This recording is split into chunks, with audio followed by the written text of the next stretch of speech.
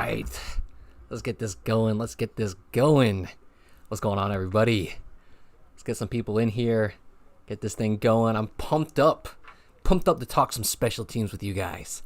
Where's the hype music? Let's get that desktop audio up a little bit. Let's mute the stream. What's going on? Oh.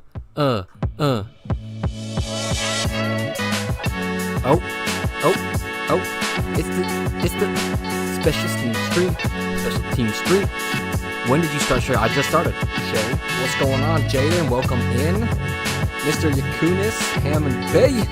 Let's go. It's the special team stream. I hope my voice is in sync with the broadcast audio. Everybody knows that I gotta go. Let's go. Let's get this going. All right. Raiders going to the Super Bowl. I'm not so optimistic. Changing some things up, okay? We're changing some things up. If you look directly behind me, you can see here, boom. We are doing Underdog Sports Champions, okay? For those of you who aren't familiar with what that is, it's a little bit of, not quite over-under, you're not allowed to say that, but we're making predictions, all right? Here's what we got. A.J. Cole, above 50.4-yard punting. Don't think this offense is moving the ball very well tonight, and because they haven't, so they're going to be backed up, and AJ is going to eat that alive. He's home. He's comfortable. Brad Pinion, less than 47. Kirk Cousins is going to move the ball a little bit. Chiefs are not going to throw three-peat. Please, Shay, do not even put that energy out there. Yes, Cisco, this is Isaac Punts live. The best form of Isaac Punts, believe it or not, is live. Here we go. We're going through the picks so far. Bradley Pinion, less than 47 yards. I think they're going to be closer to midfield a lot of the time, so those punts are going to be a little bit shorter. And then I also have some props for the Bears game. Torrey Taylor, saying he's going over 48.5, pretty much for the same reason. I think that the Bears offense has been struggling a little bit. And then, of course, Ryan Wright is going to be sub 48.9 for the same reason. You'd think I would remember what these are since I put not a considerable amount of money down. I think I put $20 on this, all right? That's how confident I am feeling right now. I have got 20, count them, 20 whole dollars on the fact that these right here are going to be right. And guess what? If they're right at the end of the night, I am going to be $180 richer. You guys heard it here, folks, okay? We are doing nothing but high stakes stuff right now. So let's get this play-by-play going on. Everybody's warming up down there. We'll go ahead and move this over. See what's happening for the see what's going on a little bit for the Vikings game in the meantime, but we are keeping a close eye on it. How's everybody doing today? How is everyone doing today? Please do not all answer at one time. I'm pretty pumped up for this game in the meantime between pretty pumped up for the game between the Raiders and the Falcons. I know this isn't exactly like a lot of people's cup of tea, but if you're a special teams enjoyer, anytime the Raiders are playing, you should get a little bit excited, just a little bit excited. Long legacy of great punters, long legacy of great kickers. They continue that right now because they have a great punter and a great kicker. You can't be mad at it. They are definitely doing their thing and doing it the right way. These are both terrible games. Yeah, it's if you are an offense or defensive enjoyer, it's gonna be a rough one. If you like watching offense and defense, it is not going to be a enjoyable day for you. But for me, as a guy who really enjoys, oh look at that, already a special teams play, big field goal, Will Reichard getting it on the board. What's that from 52 yards? What was that? Pretty good little field goal right there. I'll get the play-by-play pulled up for you guys. Will Reichard, 52-yard field goal. Guys, you can't be mad at that. We're already making some stuff happen. Porter, what's going on? You're a football game enjoyer. Well, you see, that's where you messed up because a lot of these NFL guys aren't playing football. They're playing something else. The Bears already turned it over on downs, too. Yikes. Remember me? I DM'd you on Instagram. I do remember you. I do. We were talking the other day. As Ravens fans, special teams have been so tough this season. Yeah, man, I cannot imagine how a Ravens Justin Tucker fan is feeling right about now. I really can't. That's got to be a rough one. That's all I can even say. He'll bounce back eventually, right? We got to hope. He'll bounce back eventually. But as of right now, Justin Tucker has been a little all over the place. Here's my question. Do you guys think Justin Tucker has like a kicking coach? Right? It's kind of weird because you feel like that would be the guy he would have to turn to, right? Like who's Justin Tucker's guy that he goes to see? Who do I want to win the Super Bowl? Honestly, I would enjoy watching the Lions make it. My video is 11th on trending. Will, do you have any relation to Matt Hawk of NFL infamy? I just couldn't help but notice the last name. Raiders starting running back tonight.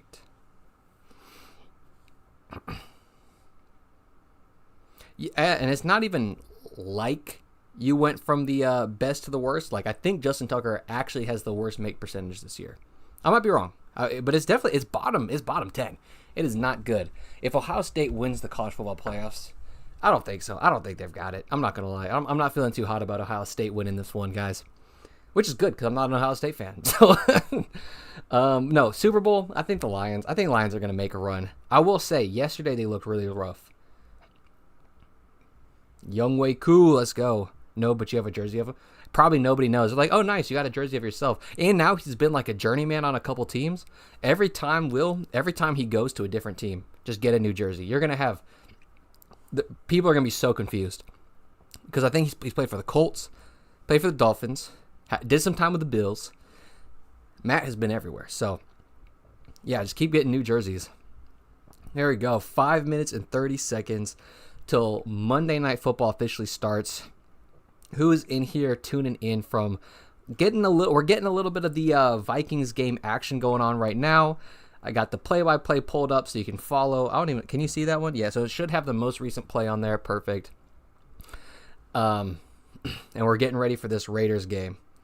Big Younghoe Koo fan over here. I know I made a video about him, but can I be honest? Maybe Oregon will win. They have looked pretty solid, but I'm just not sure if I'm the biggest Oregon fan, guys. I'm not sure if I'm the biggest Oregon fan. Something about them, and they haven't done anything to really give me any reason to say what I'm about to say, but something about Oregon feels fraudulent. Who do you guys think is winning the CFP? Let's get some CFP votes going here. Who do we think is winning? It's going to be tough. I think I'm traumatized. Oregon can't stop the run. That is a pretty valid thing. But, the SEC didn't look that good last year in the playoffs, right? Like Georgia didn't look super hot in the playoffs. So maybe, who knows? Maybe the SEC reign is over. I would not put a lot of money on Clemson winning it. Yeah, I see. Here's the thing. I'm not sure Tucker's issue is, or what part of the mental game it would be for Tucker. It can't be pressure, right? Like it would have had to be pressure like 5 years ago, because he's been good for, like, he's been the GOAT for forever. So like, why now would his mental just crack? I mean, maybe it would, or I think maybe it's just been inevitable that he has to have a down year at some point, right? If Ginty can carry Boise State all the way to the Natty, I'll be a happy man. I'm just going to be honest. I'm not sure if Boise State's getting out of the round of the playoffs that they're in, but I would be happy for them. I would be absolutely happy for them if they can make it. It depends. I mean, they don't have like the easiest matchups on their way out, but we'll see. I like Boise State as underdogs to win it all. They definitely have like the biggest chip on their shoulder, I feel like, like they're the one team that I think, like, even though they got a bye, people are still kind of disrespecting them, but they played like the number one team in the country really close. I'm not sure how much of that, really matters, because it's like a really good team. I think they're really good, but it's like a really good team playing against a team that might not have really taken them too seriously. You guys kind of pick up what I'm putting down? So it kind of changes that outcome a little bit.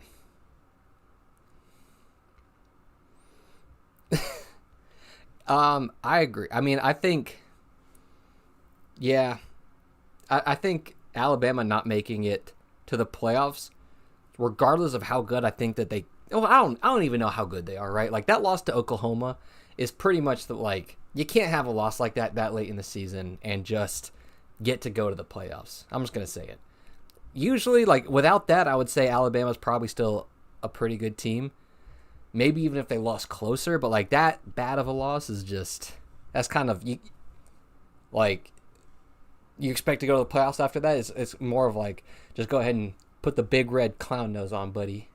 You think you lost by what 25 points? God, it's unbelievable.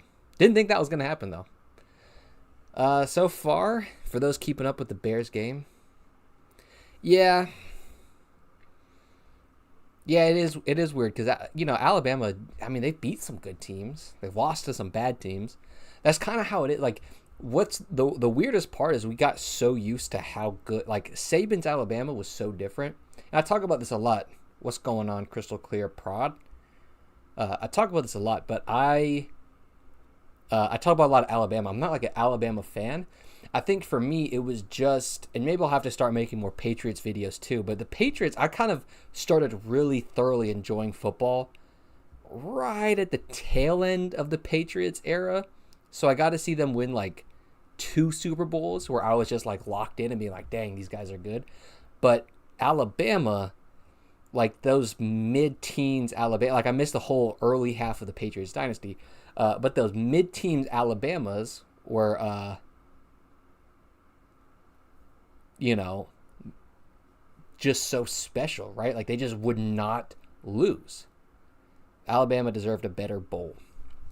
I mean, it's a bowl game. I think it's going to be interesting how teams react this year to bowl games, right? Like, are teams going to be like, hey, strength of schedule now obviously is so important, so we have to prove that our strength of schedule is better by going out and playing as hard as we can in the bowls?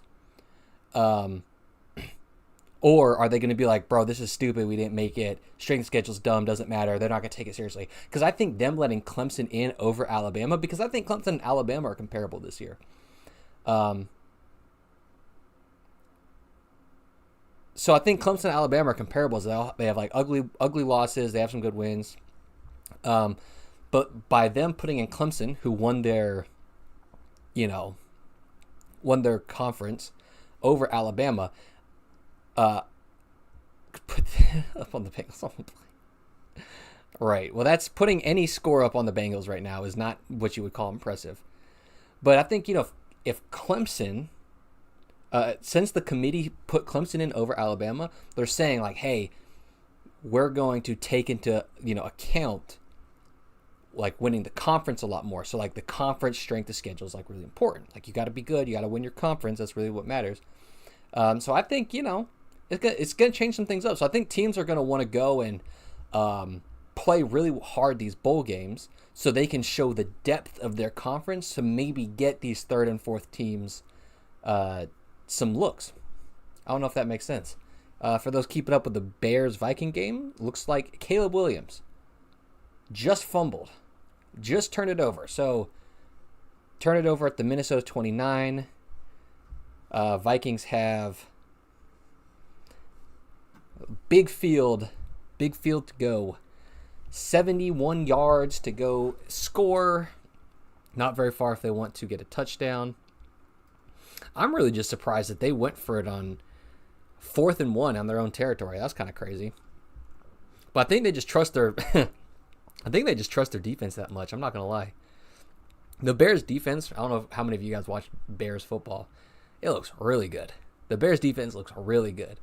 You just wish that they had the offensive talent to back it up, but they look super solid. Getting ready for this game to kick off, though. Pretty pumped up. Even bear-like. You could almost say it's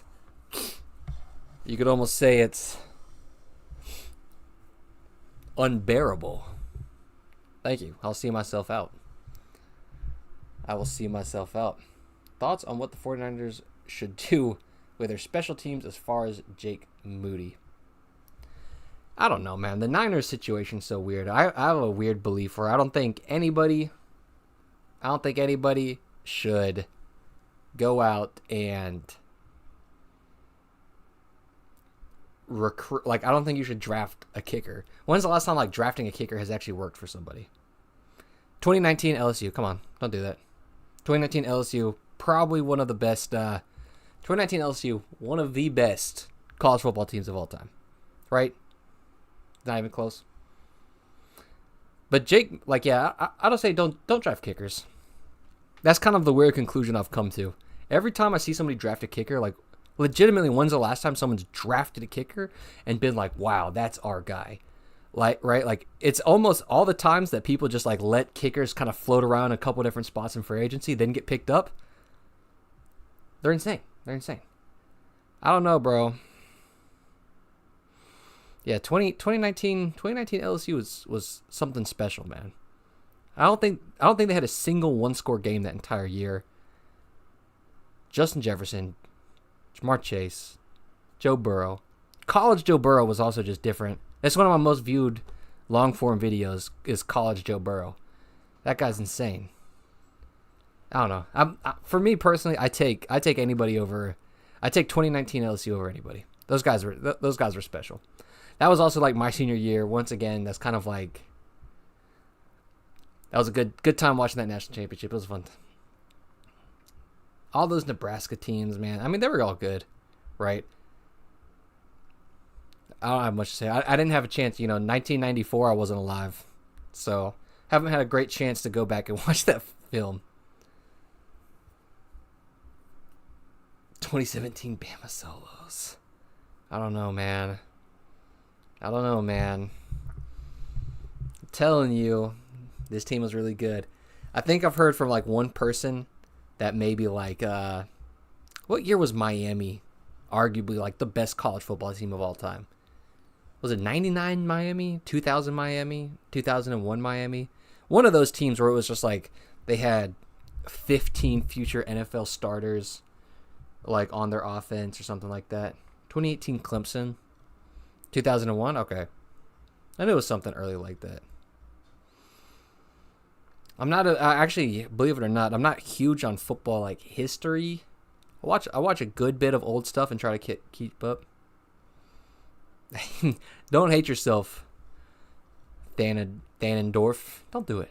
Love yourself, man. As Justin Bieber once said, maybe you should go and love yourself. I'm ready for this game to kick off. We're getting down to it. We've got just 10 minutes left, and then we are live. Please, okay, you want me to look up 2017 Alabama? All right, let's do it. You know what? I don't have anything else to do. We got 10 minutes left. Let's look up 27. I'm guessing you want me to look up their roster. Let's get this bad boy pulled up real quick. 2017 Alabama. Here we go. I feel like I just did a video about them, right? Did I not? Am I tripping?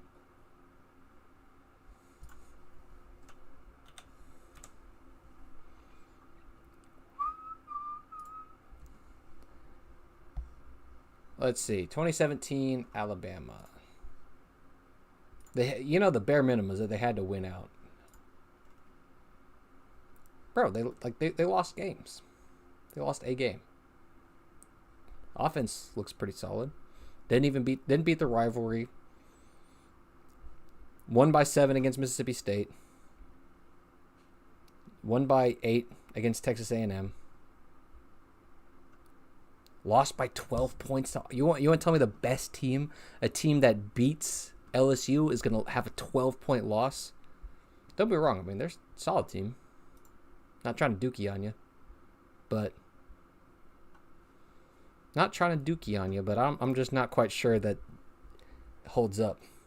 But defense, yeah, I mean, they did have a good, but trust me, I mean, the 2019 LSU Tigers played against some insane defenses.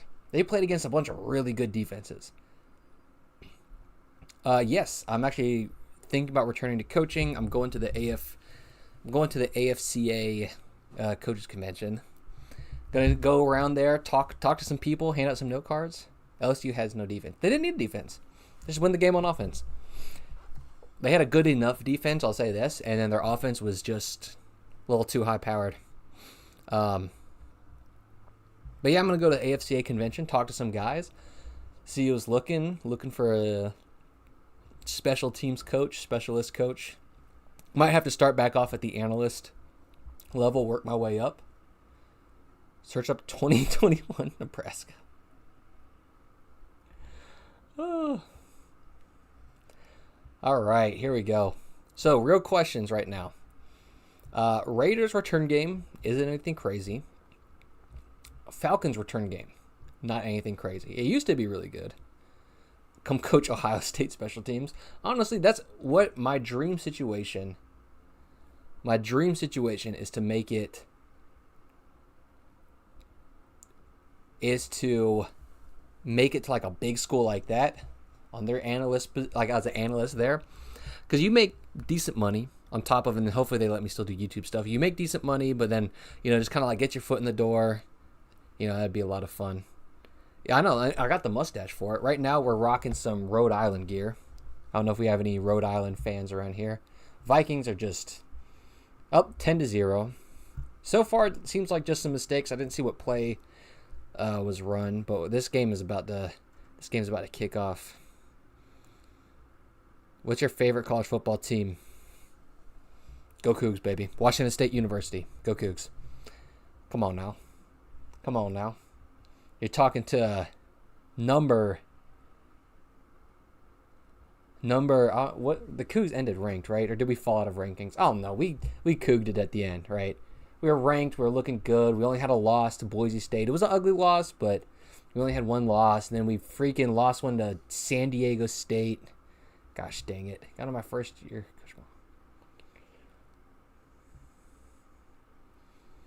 Yeah, no, I love coaching. I did a year at A&T, North Carolina A&T Aggie Pride, my alumni. Did a year there. I loved it, man. That's why I'm trying to go back.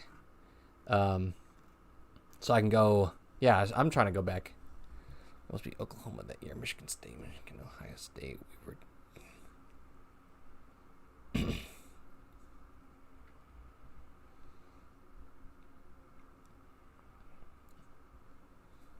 You're talking about 2021 Nebraska. I remember that. I feel like this wasn't that like specifically the special teams too that like really screwed you guys. I feel like I made a video about that, like all the different special teams blunders that happened that year for Nebraska. It was really something special for you guys, huh? It was rough. That was a rough one. Let's see. I mean, I'm gonna try to move this up so you guys can get a better view of like what's going on the screen. Because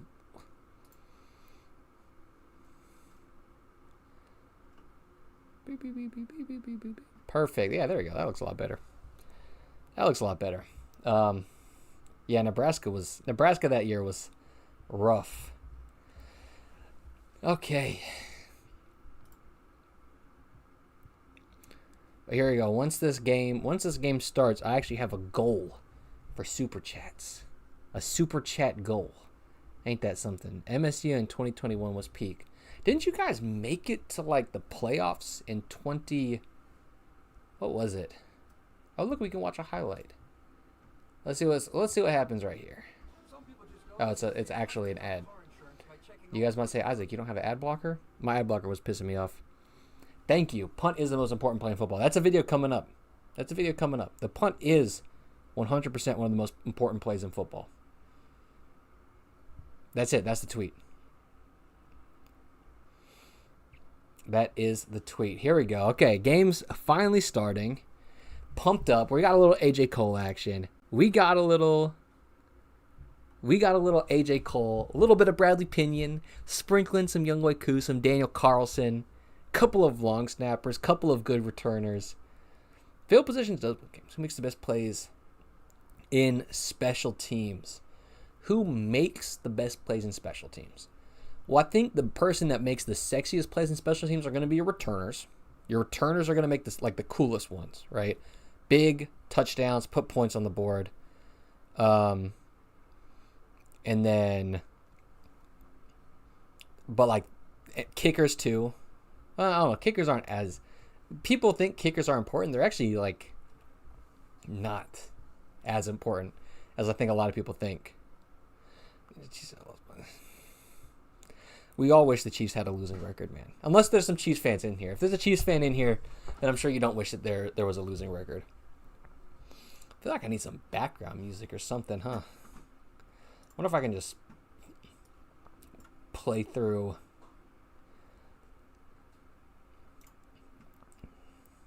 some background music.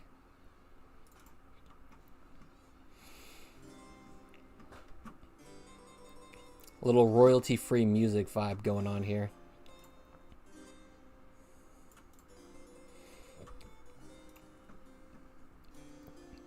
Alright, y'all let me know if the background music is too distracting. I'll turn it down. Just feel like it was, I don't know. I feel like it was quiet in here, right? Like, because I can't show the game, or can't play the game audio. I feel like it was quiet. Just let me know if it's too much.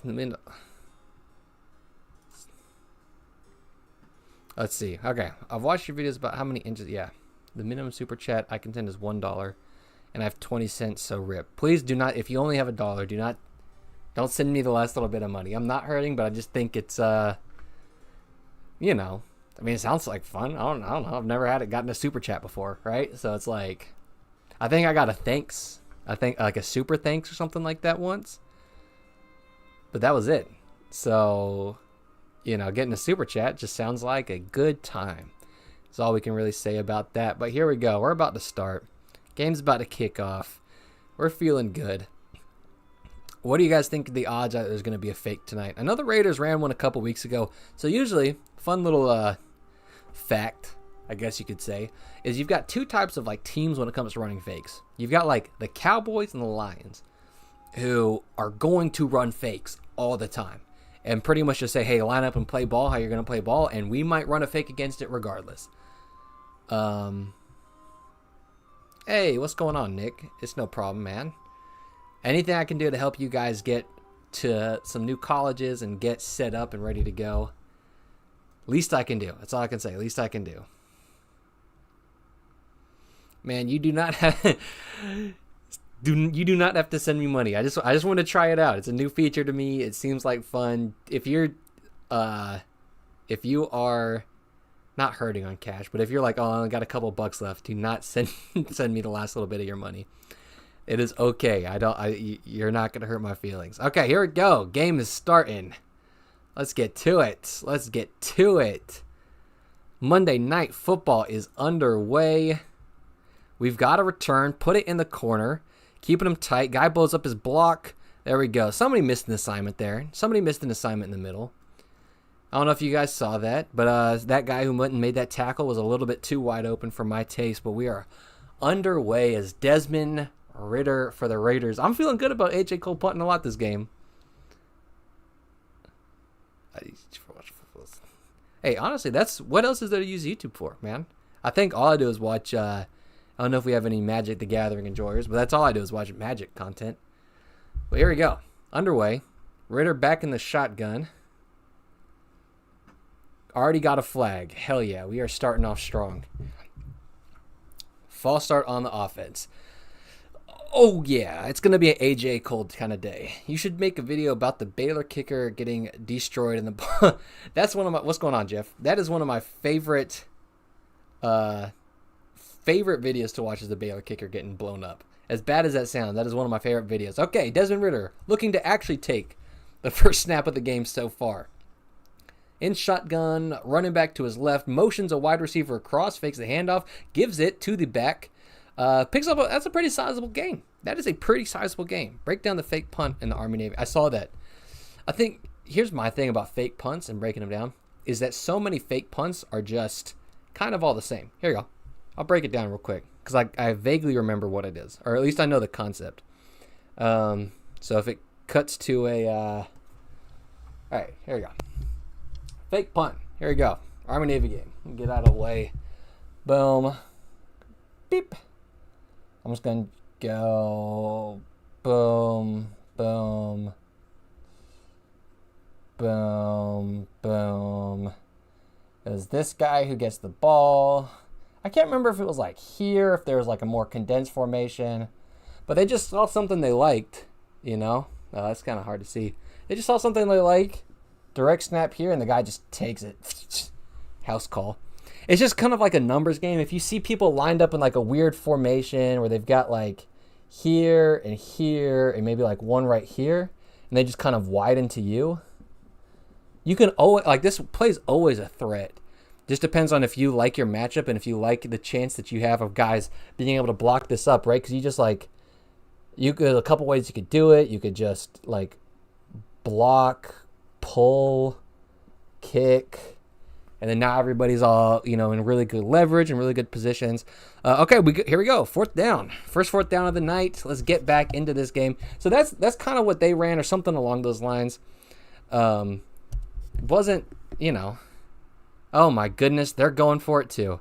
They did not learn their lesson from the Bears. So the Bears, fun fact, how do you start a game with a false start like that? I have no idea. What's up, Jeff? And they got, hey, at least the Raiders got the first down. The most surprising losses in college football season. You put Colorado, Nebraska, and Colorado's overrated in my eyes. I think Colorado got better as the season went on, and there's a chance that maybe they just played poorly against that team. And Nebraska did have some good games. That was one of the more dubious ones. I'll kind of give you that. After I posted it, at the time, it felt pretty good when I made the video, and then I kind of went back when I saw people's reactions and felt, you know, looked a little bit deeper than just my initial glances. Like, yeah, okay, Oklahoma. So we slipped. I don't know if we got tagged down or if we got that 3-yard gain. But yeah, Colorado they might be overrated. Who knows, right? Didn't make the playoffs. Didn't make their. They didn't win the tiebreakers to make it to their championship game. So we'll never know if they're in a high stakes game or not. And I always tell people, bowl games only tell you what you already believe, right? Who am I rooting for? We're rooting for AJ Cole. That's who we're rooting for. No real skin in this game. I'd say I probably prefer the Raiders over the Falcons, but nothing crazy, nothing major. We're here to watch the special teams play out and see how everybody's doing, see how everybody's feeling. But here we go. Okay, so what you just missed is we're getting to 3rd and 5. There's a decent setup kickoff return. Somebody missed an assignment in the middle. Guy got tackled. Thanks, man. It's pleasant to be live streaming, just connect with you guys. All right, and then we got another first down. So we're officially across the 50-yard line. Here's where, you know, teams will start to maybe feel a little bit different about punting the ball. I think it's objectively right, in my opinion, from like the 50 to the 40 to just punt it. The risk of a missed field goal, here's a lot of things people don't talk about. Like, the risk of a miss is so much worse in this area because, like, imagine the ball's at the 40, right? Snap it to the 48 before kicking it. When you kick it, if you miss, they're getting the ball at the 48-yard line. Oh, a little reverse. Let's see if he's ready to pass. Yep, there it is. Oh, get sacked. And we're back into punting range. Jesus Christ, that play was awful. Oh, my God. Anybody watch that live? That was horrible. What the hell was that? So they go with like a handoff, reverse, and I guess he just didn't see what he was looking for. Tries to turn the burners on. Yeah, there was nothing open. That was terrible. That was bad. Yeah, that was not sure at all how I was feeling about that one. That's tough. Well, here we go. The chances of them punting, though. The chances of them punting greatly increasing. Thoughts on ASU's chances in the CFP? I mean, they looked really good. Cam, what's the name? Scooby-Doo? Cam Scooby-Doo was looking pretty solid. Cam was looking really solid in that game. They look like they've got a pretty well-balanced team. All right, come on. We're setting up for a punt here. 3rd and 23. See, here's where it gets weird, right? Like, I'm kind of cheering for the... ball's out. Please tell me he was down. Oh, got a Raider clutching his shoulder. Need to put 2 of their players in the top 10 for the Heisman. They didn't even want to cover championship or the playoffs. Are they not overrated? I mean, don't get me wrong. Overrated as far as like Heisman contention and stuff is one thing compared to me thinking that they were a good team losing to a bad team. I still think they're a fine team. Now, do I think that I think they're a top 25 team. I'll say this. I don't think they're a playoff team. I think they had a shot to at least play. No, ball's down. He's down. He's down. I think they have a shot to, had a shot to play in their championship game. They're close, right? Like they lost by tiebreakers, not because anything crazy. Like they didn't just outright lose it. It was a 4-way tie that they had to do some dicing on. And I don't think, from what I've watched at least, I think Travis Hunter's the real deal. I think Gene T, it was a really close race, and I can't fault the committee for how they chose it. I'm just gonna say that. But I feel like Travis Hunter, I think a lot of people just like sleep on actually just sitting down and watching him play. It's weird watching a game through the lens of hoping both teams punt. I know. I mean, I hear that a lot. People are like, "What do you mean you want them to get these big stops?" It's like, what do you want? If you don't have a skin in the game, you don't care about first downs. You want to see the people that you want to see. I want to see AJ Cole get out there on the field and kick the ball 40 plus yards with 4+ seconds of hang time. That's actually lowballing it. I want to see 55 O's. We got the stopwatch out and everything, man. We're ready to go. That is what we are here for, is to watch some great punts. That's the best part of the game. That is the best part of the game, at least in my opinion, because it's also just so impactful. Like for those of you who hop on YouTube, I suppose. Brock, what's up, man? Dude, trust me. Just wait, Brock. Once the UFL season starts, I'm tuned in there too. You're still playing this year, right? You're still playing? Hope so. I noticed there was a lag. I can't control that, but yeah, man, we're watching some good old AJ Cole film. So kick back, grab yourself a Miller Lite, no pun intended, and let's cook. Everybody, welcome to the stream watching Brock Miller of UFL Seahawks Rams glory. Because I'm watching alongside this stream, I too am rooting for as many punts as possible. Exactly. Like that's what else did you come here to watch, right? We're here to see punts.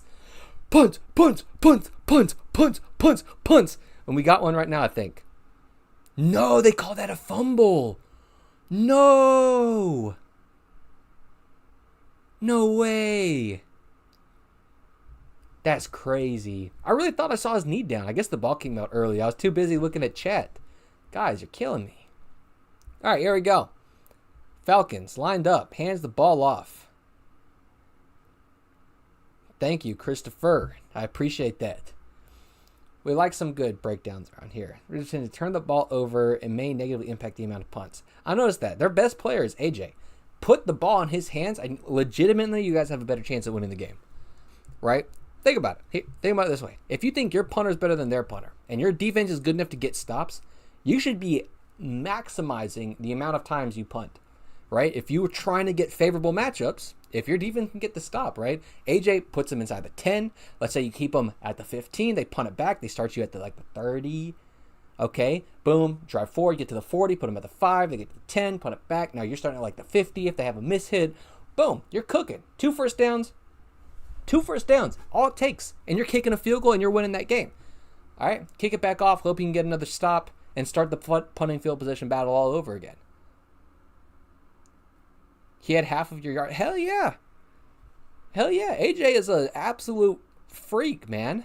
That dude's insane. I had the pleasure of kicking with him over the summer. I'll tell you what. Only one word I can use to describe AJ. Only one word. Jugs machine. Absolute jugs machine, right? It's just like so consistent.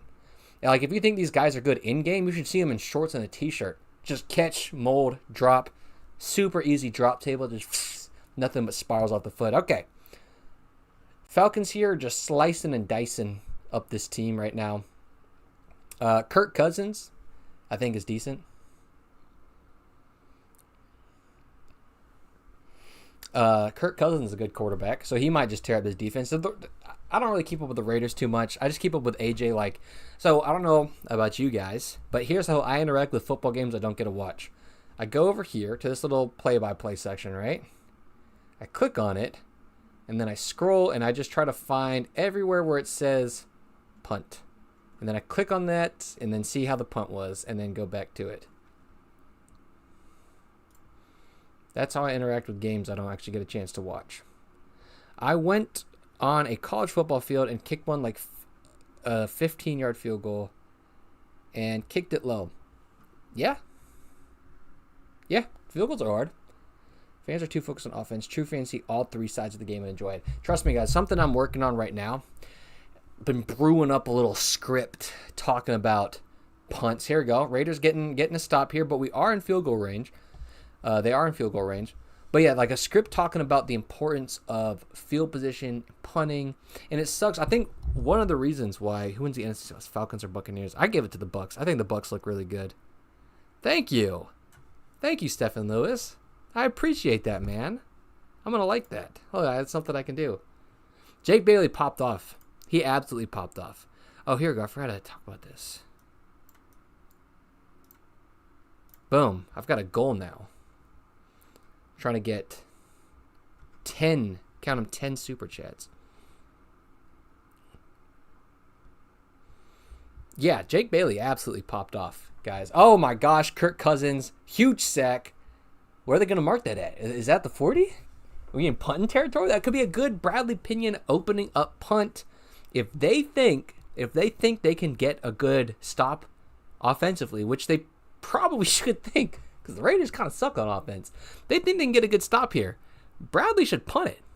They should punt it, right? No need to risk getting the field back to midfield. Just saw your drop before they crossed, but you missed it. It happened twice yesterday. There was another one? Yes. Bradley Pinion out the punt, ball at the 38. Yes! Field position. Let's go. We're playing a field position game, baby. That's what I like to see. That's what I'd like to see because they think they're going to get a punt back. You could have liked to try to kick a field goal. It's only 55 yards. But they think that they've got it in the bag on special teams. Let's see what happens. Goes end over end, putting it to the left. Guys, look at him. Chips the block. Brad.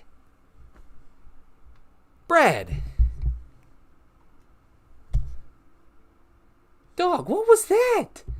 That was like 10 deep. That was like 6 deep in the end zone. What are we doing, man? Dude, that's terrible. That's bad. I don't know about you guys. That's bad. Oh, that's the wrong button. That is awful, man. That's bad. That's bad. That's all I can even say about that. He kicked it in the end zone. Yeah, he put it like 5 deep. What are we? It's like Bush League around here. Don't get me wrong. The 38's a hard place to kick from. I think any coach, and maybe this is just like affects their pay or something, but like just take the delay of game. Maybe there's something where they just don't like taking penalties. Take the delay of game, back them up, diagonal to out of bounds. Out of bounds is a little bit harder of a kick than you think. Like, the closer you are, it gets a little bit easier, but it's still tough. Thoughts on Dubose consequences of the game? Waiting for someone to die before they know it doesn't know what's the best solution to stop these incidents. I actually didn't have a chance to see it. I'm uninformed on what happened with Dubose. But if it took a really bad hit, then obviously I think there's got to be ways where, we protect players better. That should be something that we keep in mind. Who do I have for MVP? I have to go with a cliche answer because I was just watching this game yesterday. Josh Allen for MVP. That guy looked really good. Lamar for the first half of the season, yeah. But Josh Allen for the whole season. It's looked really damn good.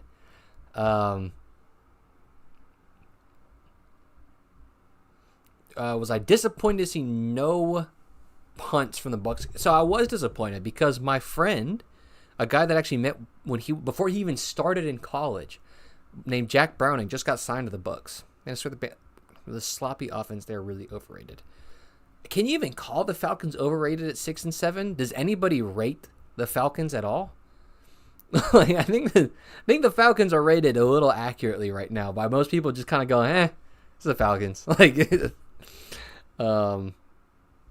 But if you even think that them going, it's the Falcons is overrating them, then yeah, you might be right. And we back. Am I watching the play-by-play? No, I've got the actual game pulled up. I cannot show you guys the game.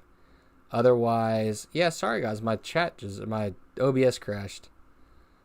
Dubose got activated and knocked out on a 15-yard pass. Got knocked out for 3 commercial breaks. Still in the hospital in Houston, moving extra amount. Oh, dude, that's tough. I hate to hear about stuff like that, man. That's brutal. You hate to hear about injuries.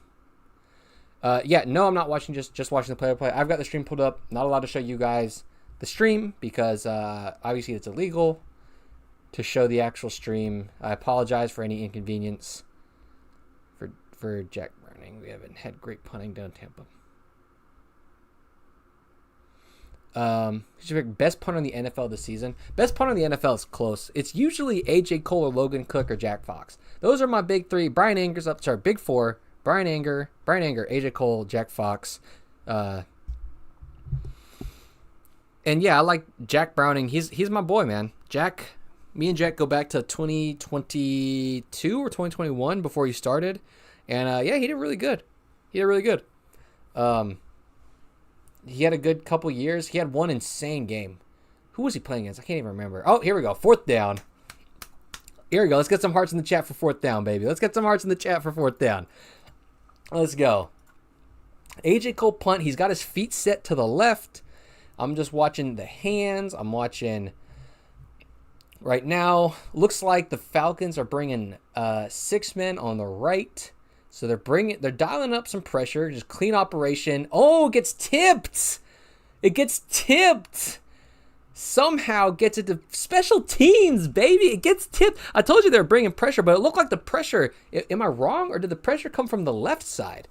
So here we go. We might have to let me see what I'm seeing here, guys.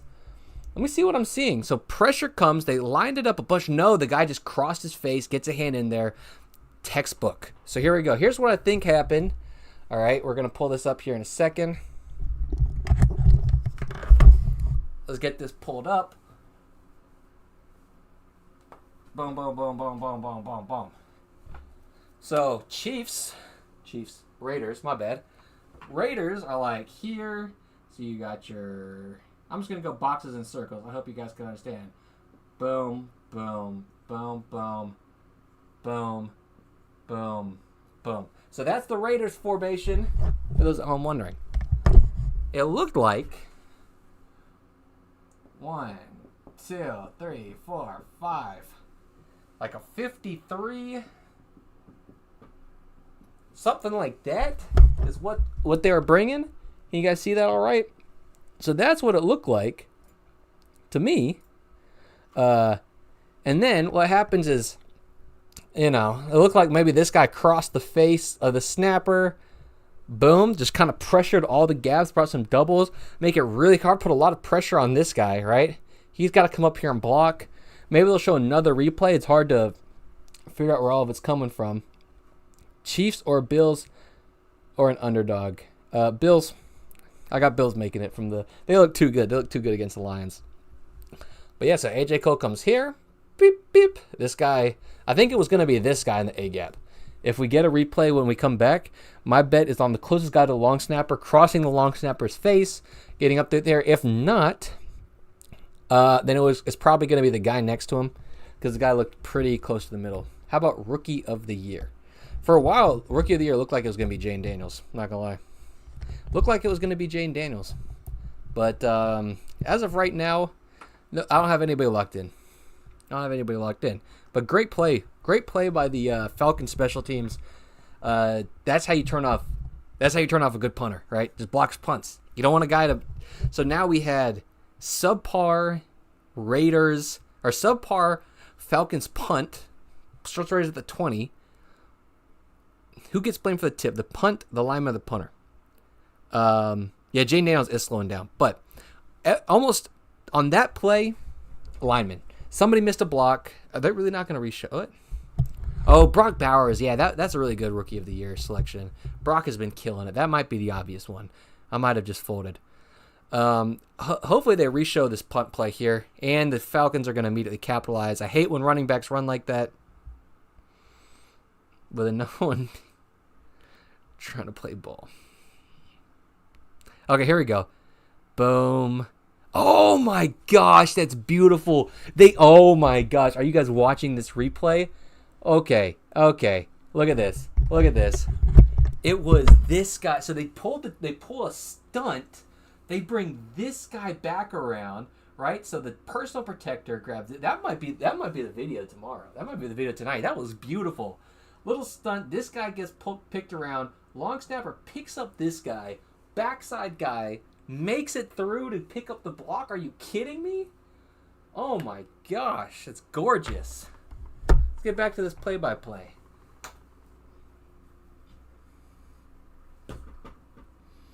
Well, guys, that's why you tune into the Isaac Punt stream. That was just that. And these are game-changing plays because now they're starting at the 50.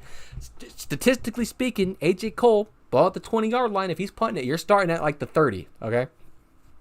Maybe not 30. I think statistically you're starting at 35. But that right there, amazing. Amazing play. You just can't do better than that. Full of block field goals. There has been a lot of blocks this year. I feel like maybe that's something we have to keep track of a little bit better. And by we, I mean me. But if the Falcons can't capitalize and they just have to punt it back, this is the great part about having like a really good punter, right? If you have a really good punter, it de-legitimizes the pin punt. Because the whole purpose of the pin punt is you want to start at or around the 50-yard line at the end of it. So you pin him at like the 2 or 3, force him to punt from backed up, and then now you're starting at like the 50. So this is like exactly what they want, and they're in field goal range here. Unless he takes another bad sack, looks like he's going to get the ball out quick, and they pick up the first down. All right, so they're good, made it out, and they've done exactly what they needed to do. All right, that is a great 1-2 punch. Terrible, and somehow we lost to them. I feel like that's how all 2 teams who have lost to the Raiders are feeling. Well, one of them was the Panthers, right? Or the Panthers beat the Raiders. I can't remember. I know that they played, and I know that somebody lost, as they tend to do. But man, that's a crucial block because you see now, look, the Raiders just pick up a single first down, and look where they're at, right? At the 30 now is huge. Huge, important, game-changing special teams play. First points can get on the board here. Probably not before the first quarter unless there's something that gives. But they could get their first points unless Koo misses. That's the other part, right? Is Youngway is Youngway, it has been a little bit iffy this season. Still preying on his success, but he has been a little bit iffy. But I'm feeling, I feel pretty good about this game so far. We've already had a punt block. We had a failed pin punt where Bradley decided he wanted to put it 5 deep in the end zone. Kirk Cousins steps back, looking to throw, looks to his right, finds a guy wide open, and that is a touchdown. And that's how you do it. Special teams play, all set up off the blocked punt. Oh my gosh, it was just so gorgeous. Raiders are terrible, but hopefully they can pull it off tonight. Yeah, they probably had the touchdown as you were typing that, based off of what I just saw. Yep, touchdown Falcons, set up by the block punt, getting them at the 50-yard line. What more could you want? 50-yard drives are drives that you'll take. Koo going from the right hash. I hate his stance. It looks like they're going with an audible set hut. You wish you had Friday Night Football with The Simpsons every night? Yeah, it probably is expensive. I actually haven't thought about that. The cost of actually getting all those people like animating and stuff like that. Punt. Yeah, I mean it was like what after the tip it was like a 32-yard punt. Can we get a look at that? 30 yards to a 30-yard punt while tipped. Hey, AJ kicks with some velocity now. Don't get it twisted. That man be punting. That man do be punting. But holy cow. All right, we're going to, while the commercial break is happening, I'm just going to go through this one more time. All right, because this is just so beautiful. Let's take a look at it. There we go. I'm going to make it nice and big for everybody. So here is The Raiders. Here's the Raiders formation, okay? Then they set up with like 3 on this side, like this. And then 1, 2, 3, 4, 5 on that side. 53. Oh, wait, they're going no commercial break. Is this the NFL? What are we doing here? Bradley Pinion kicks it off and it sails out the back of the end zone. All right, so maybe there will not be a commercial break. Yeah, they're just showing the final touchdown play again. Okay, but let's look at this, all right? So this is how these guys are set up. All right, they're set up 53. Of course, you've got guy out here, so that's what. Here's the 11, 10, or 9, 10, 11, right? 53 setup where they do a cross. Okay, I think it goes like this. So they come and do a little twist game here, twist game there. This is the guy that makes it home. Right up here over the top. That's just so... I love when teams are innovative and just do stuff like that. And because crossing around the long snapper is always the best place to cross. You can cross in other areas. Okay, here we go. Ritter. 8-yard pickup is going to take us to the second quarter.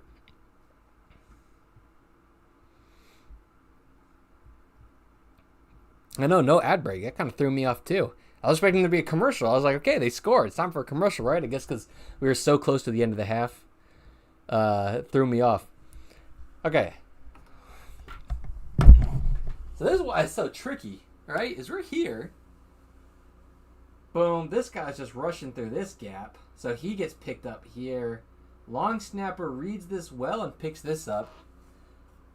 Or maybe he doesn't read it well. Who knows the assignments, right? So long snapper goes. The coach gets blamed for the good punt. No, I'm sure somebody missed an assignment. So I have to go back and look.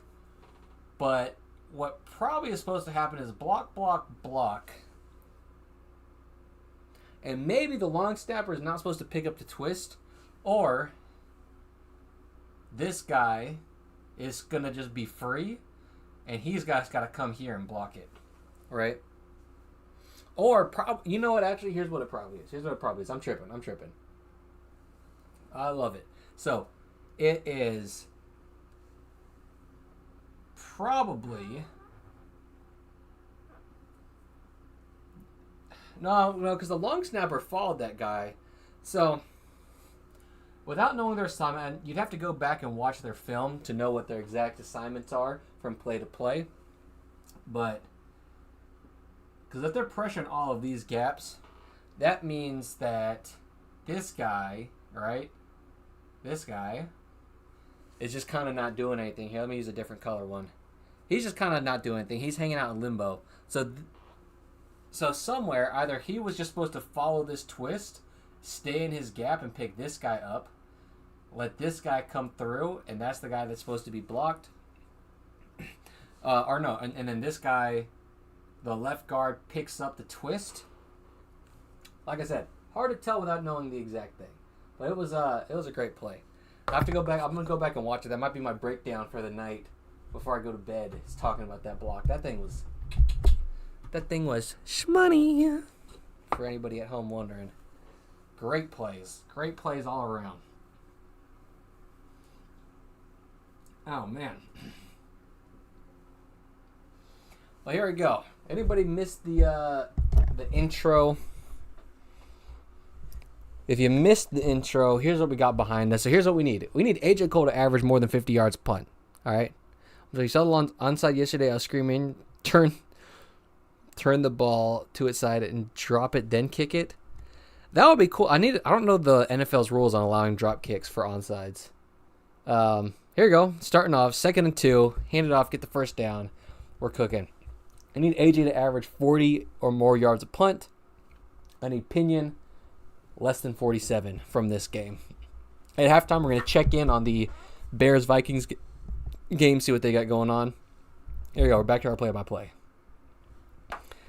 Yeah, the Lions onside yesterday, I think it actually wasn't that bad of a call. I'm going to say it. I don't think it was that bad of a call. Lions beat up defensively. Bills doing really good offensively. If anything, you just want them to score quick so you can get the ball back. You don't want them to be able to drain clock out, right? At least that's my opinion. So, beautiful pass. Oh my gosh, beautiful pass by Desmond Ridder. Put that one exactly where it had to be on the sideline. So only one guy could contest it. That's some good stuff. Desmond Ridder, he's one of those guys, man. He's one of those guys where he came out of college, had a little bit of hype. Didn't he start with the Falcons? What's going on, Eric?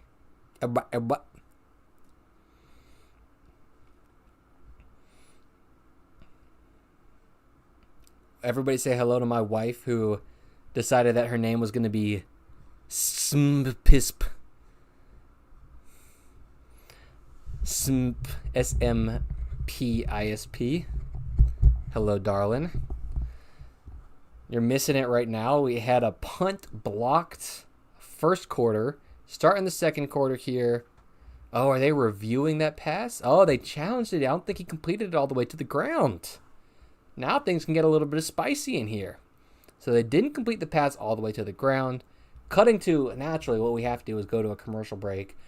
For those who might have missed it, beautiful block punt.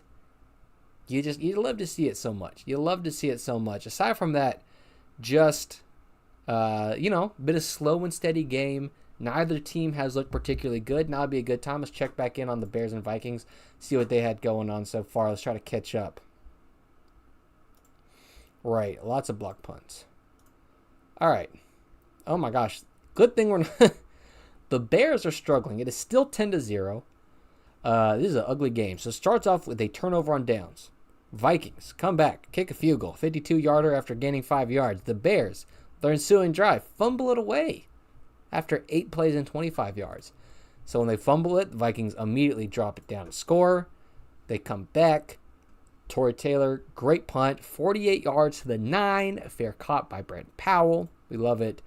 Before the Vikings go on a long drive and throw the ball away at the 16-yard line, where the Bears just finished off by turning it over on downs again. That is surely a play of all times. People like Corona Christmas commercial they just showed is the oldest commercial still being played on TV. Really? Do they not play like the lollipop one anymore? Like, how many licks does it take to get to the center of a Tootsie Pop? 1, 2, 3. You guys know what I'm talking about? My preaching to the choir. Yeah. Looks like that play is going to be under review for a minute. Probably minute and a half for this little commercial break here. That second angle where you see him kind of drop it as he gets off to the sideline makes it a little bit dicey.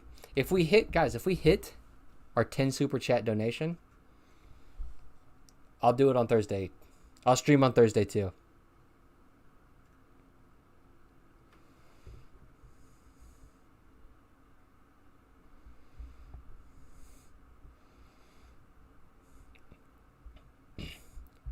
You said, yeah, I think we all would be kind of happy if the Chiefs did not, in fact, make it on a deep playoff run. I don't think there's going to be too many people that are upset about that. I think that's a pretty,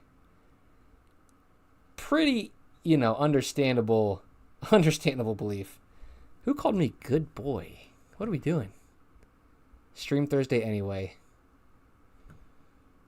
Hey, we might. Don't tempt me. We just might.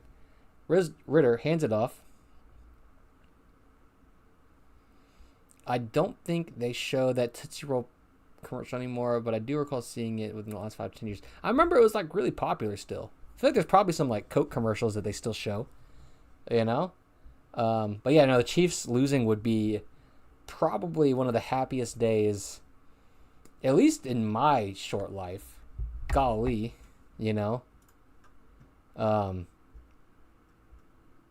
not that I'm that much of a Chiefs hater, but I mean, it's I am not a big fan of the Kansas City Chiefs. Here we go. Ridder trying to find something. Scrambles, getting across, gets the first down, steps out of bounds. We are in field goal territory. We are in Daniel Carlson territory. That's what I'm talking about. That is what we like to see, guys. How do you guys feel about Desmond Ridder? This is a I don't know. I hope you don't miss it. If anything, you're going to miss a field goal attempt. If they just go 3 and out, like right now, you might miss a field goal attempt. But it's currently 1st and 10, so you got plenty of time. It is a pretty... Yeah, enough for the Chiefs winning all the time.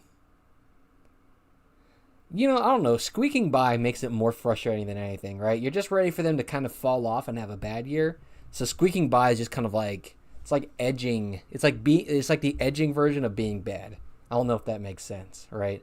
Where it's like you kind of feel like they're bad, but you don't get to say that they're bad because they're still winning, and they can just scoreboard you whenever they want. They can just be like, "Oh, scoreboard, we're 13-1, so we're not bad." And you're like, "No, but you're not as good." And there's something to be said about being kept in, like, playing close games.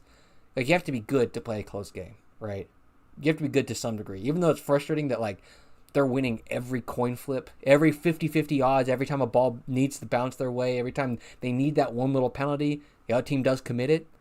That part is frustrating, but it's like there are some teams where it's just like they're not even making it to close games, right? They're just getting blown out.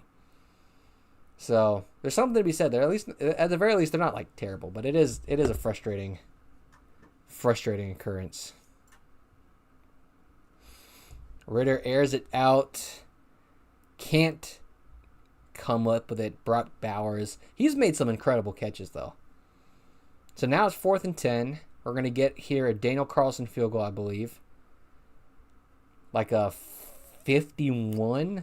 Then Daniel Carlson, like, randomly really struggled with field goals. But they're all from, like, 55 plus, which you kind of feel...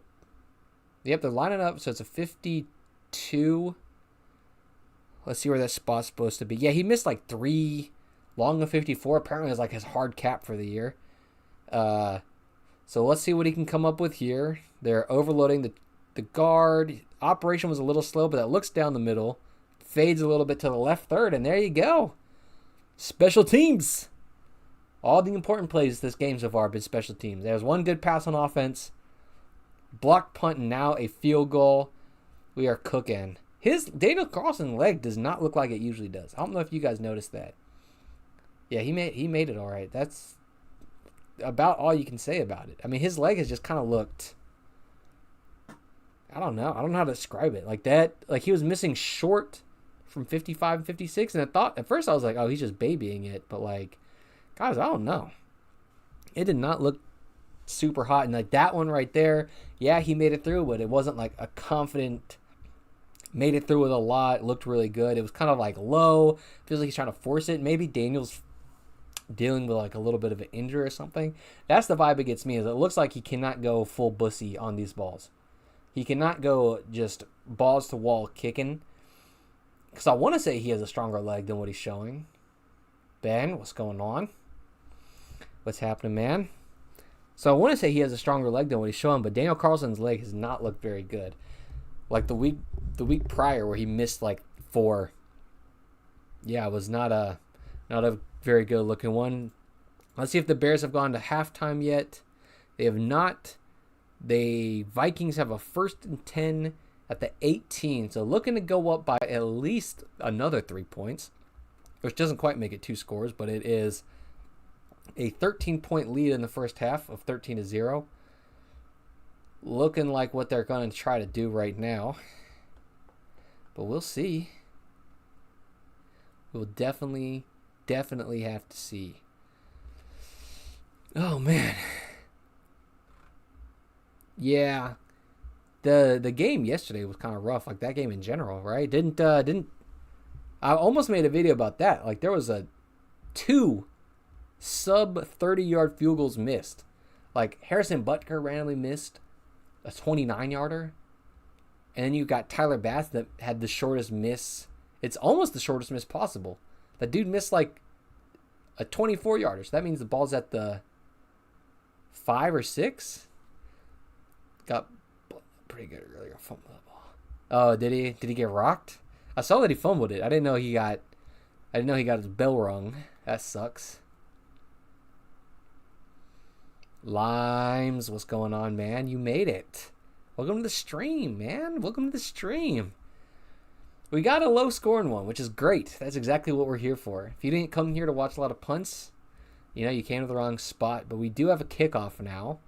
It's going to be interesting to see if we can keep it. It's going to be interesting to see if they're going to try to keep it in the field of play and set up the return. They've got some interesting spacing going on. Yeah, he hit it low. He's going to have to return. Oh, it bounces. Oh, I love that.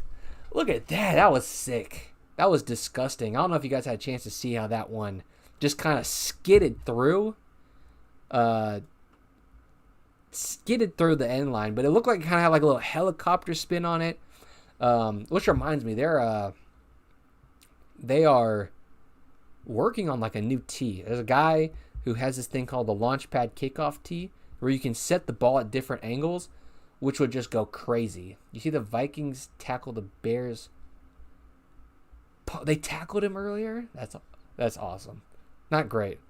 So the Texans and Steelers win, so your fraudulent division rival is playing an extra game in those playoffs. Right.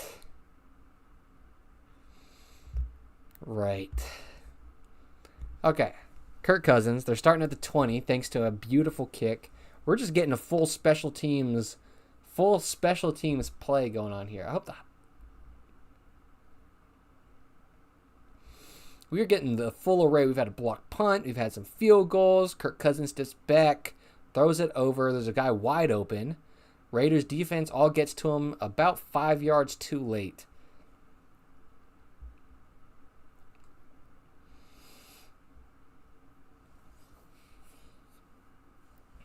So they're looking. Falcons are looking decent. What's up, Steezy? What's going on, man? Falcons are looking decent. Raiders on special teams have been looking okay.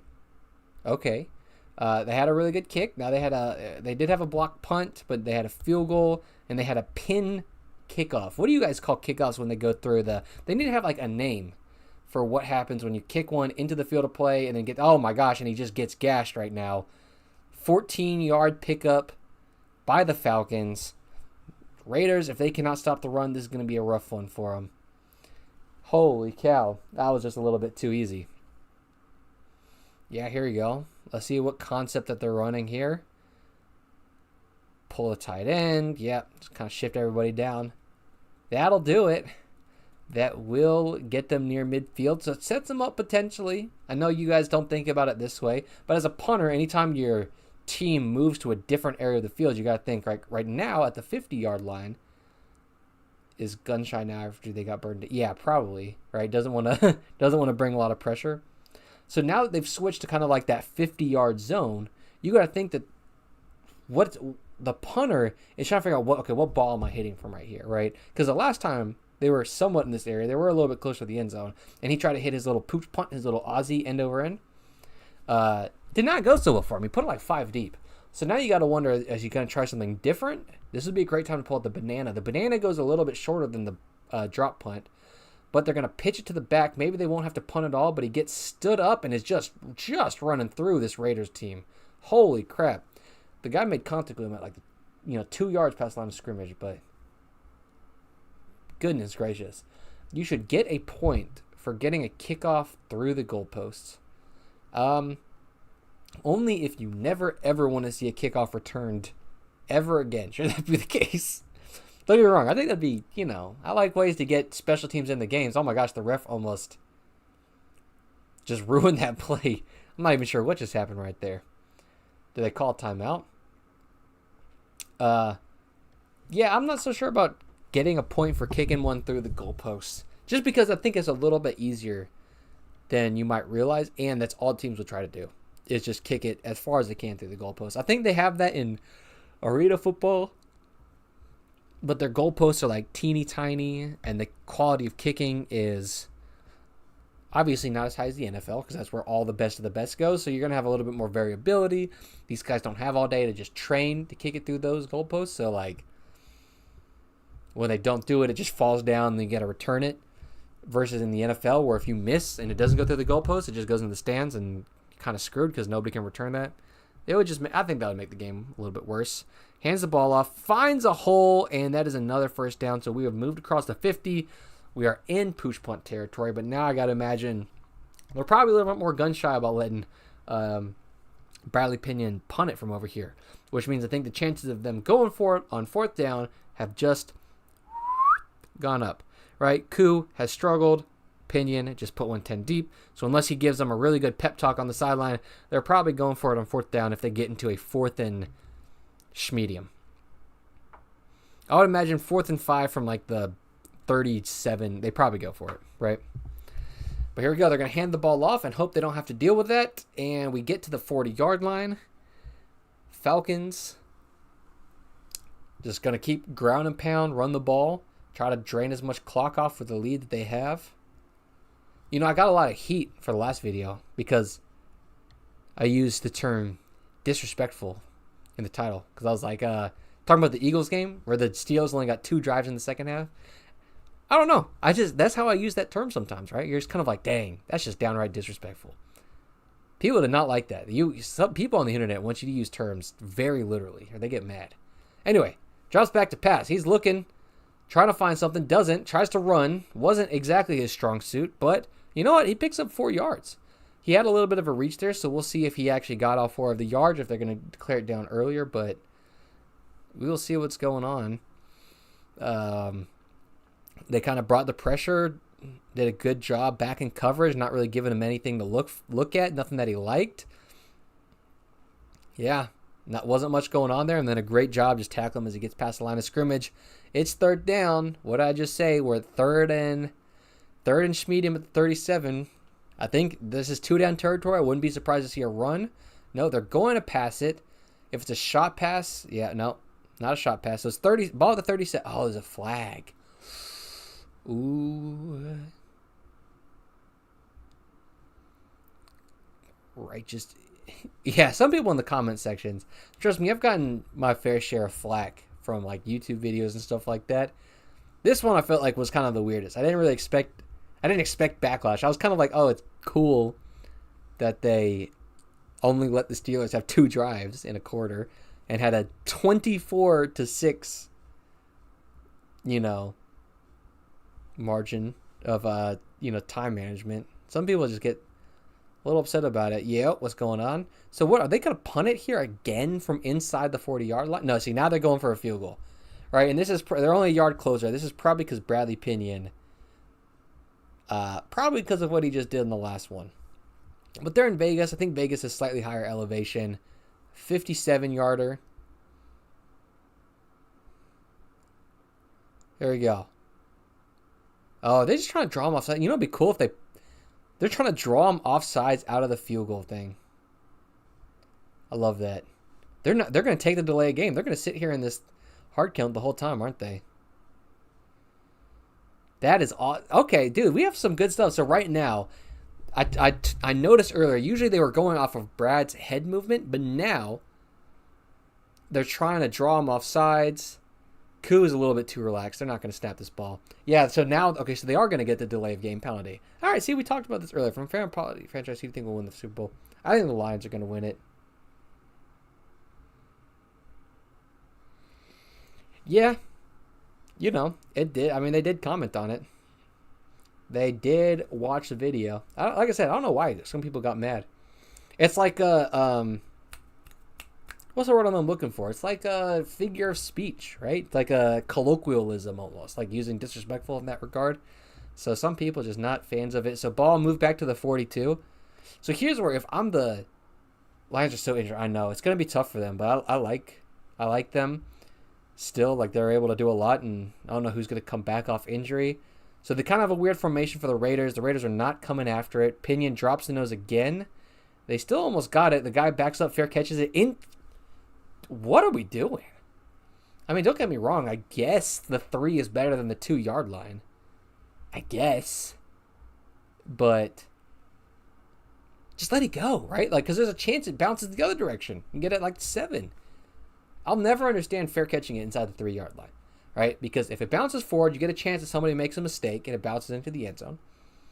But because of the nature of the ball, if they let it, if it's spinning this way, it can bounce and go back And then you're gonna start at like the 7. All right, let it bounce. What are we doing? Yeah, you're doing the job of the guy for you. And maybe you're just that scared of getting the ball at the 1 yard line. Like, don't get me wrong. Like, there is a big difference between the 3 and the 1, but is it enough of a difference that you're just not gonna let it? You're not gonna risk the chance of getting at like the 20.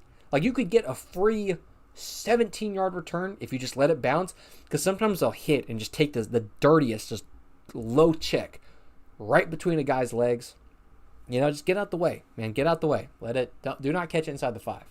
That blows. I mean, great punt by Pinion though, right? Like, he had guys in the right position. Let's talk more good than bad. He had guys in great position. His gunners down there behind the returner, really good discipline, right? Heels on the goal line. The guy was in a perfect position if this did take a straight bounce. He was in a great spot to down that at the 1 yard line.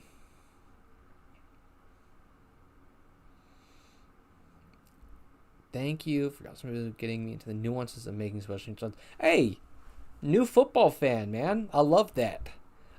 Yeah, you're welcome, man. The least I can do is try to help you guys just enjoy some good, enjoy some good football.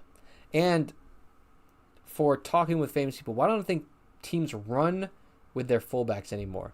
I actually have I've got a take on this, which I'm not sure how accurate it is at all. But I think like the fullback position has just slowly been transitioned into like the tight end position. In the sense, like, fullbacks used to kind of be like do-it-all guys. They block, you give them the ball, you just kind of, they're like your just larger athletes. And so I think that the tight ends just kind of got, like, all the good athletic fullbacks, right, just got sized out of like that traditional fullback body, and became taller and leaner. And now that people just like, throw it to them. The people want a Bills versus Lions Super Bowl. The people really do. I think everybody would be super happy with the one asterisk of if the Lions limp into the Super Bowl with a beat-up defense and they see a fully powered Bills offense. It would be a rough one. It could be a very, very rough Super Bowl. All right. So now the Raiders have to play from backed up. This is where it gets a little bit spicy here. This is why we love some good punting, good special teams. This is what people call the black zone, okay, from this type of backed up. It's usually when you're inside your own 10 because oh my goodness, wrapped up at the 1 yard line. Special teams, special plays. Now, here's the thing. Here's where it would have been a big problem if the Raiders did not catch the ball. If they don't catch the ball, now that their punt returner is looking really smart, because if they don't catch the ball, that's a safety. Falcons ball, because that was a great play. Now, so now the Raiders have to get positive yardage. I would love to see what AJ can do with a full field in front of him. That being said, gotta get the ball. You want to get the ball to the 5 here. That's, as a coach, if you're not thinking first down, and that's a safety, and that is a safety. Can we get a safety in the chat? Let's go.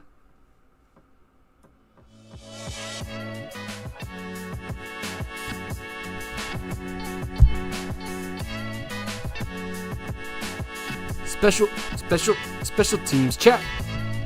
Let's go. We got a safety. Hey, Tom Crossy. That's what I'm talking about. What's going on? Guys, everybody tuning in. You turned in a great time. We just got a special teams amazing showing. Beautiful punt by Bradley Pinion. They caught it inside the 5. Didn't even get it a chance. And guess what? Now there's a safety. What's going on, everybody? Thank you, Tom Grossi. What's going on? Hello, everybody.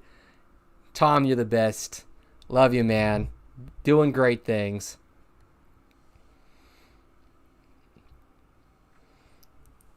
So everybody is here. I think Tom was streaming the Bears-Vikings game.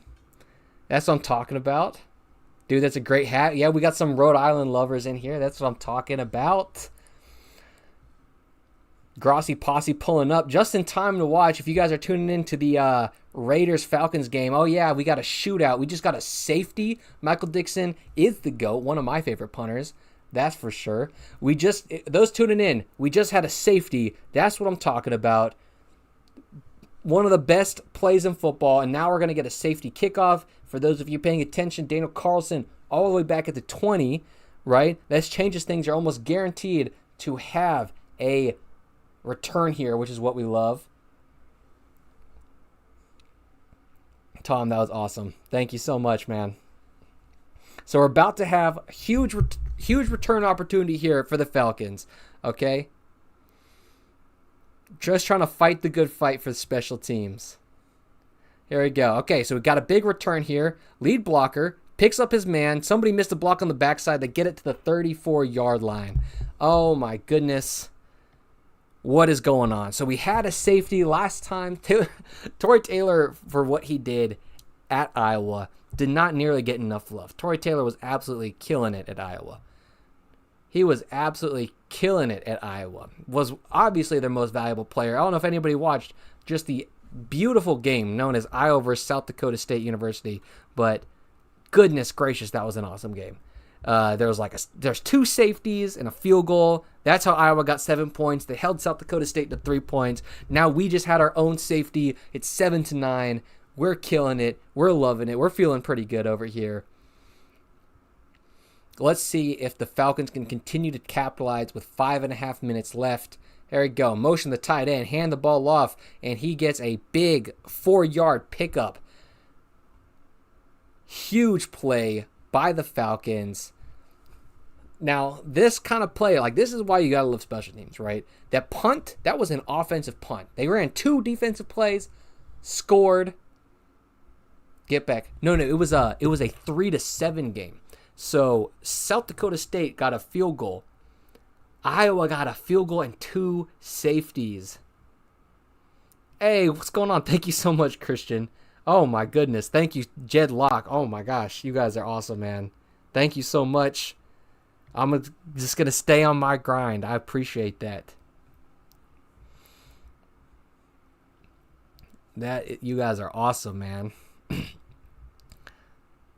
You remember that game? Yeah, that's South Dakota State. I made a video about that. It was like peak Big Ten West football. So now here we go. Falcons trying to capitalize on this safety. Honestly, you already did it. You're going to reset the field position game. You're going to have another chance to go out there, get a huge punt, try to pin the Raiders back again, and see what happens. See if you can make it happen again. Okay, there we go. They get a first down, moving inside to the 44-yard line. Thank you to everybody from the Tom Grossi stream that stopped by, man. Iowa is peak Big Ten. Iowa is what we need in college football. We need there to be more Iowas to just kind of it grounds us. It's like Iowa is the Pittsburgh Steelers of the Big Ten. They really are.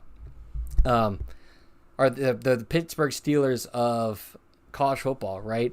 Just gritty, ugly games. This year, they were not winning a lot of them, but they won enough, and it was awesome. Yeah, I think Tory has an unironic claim.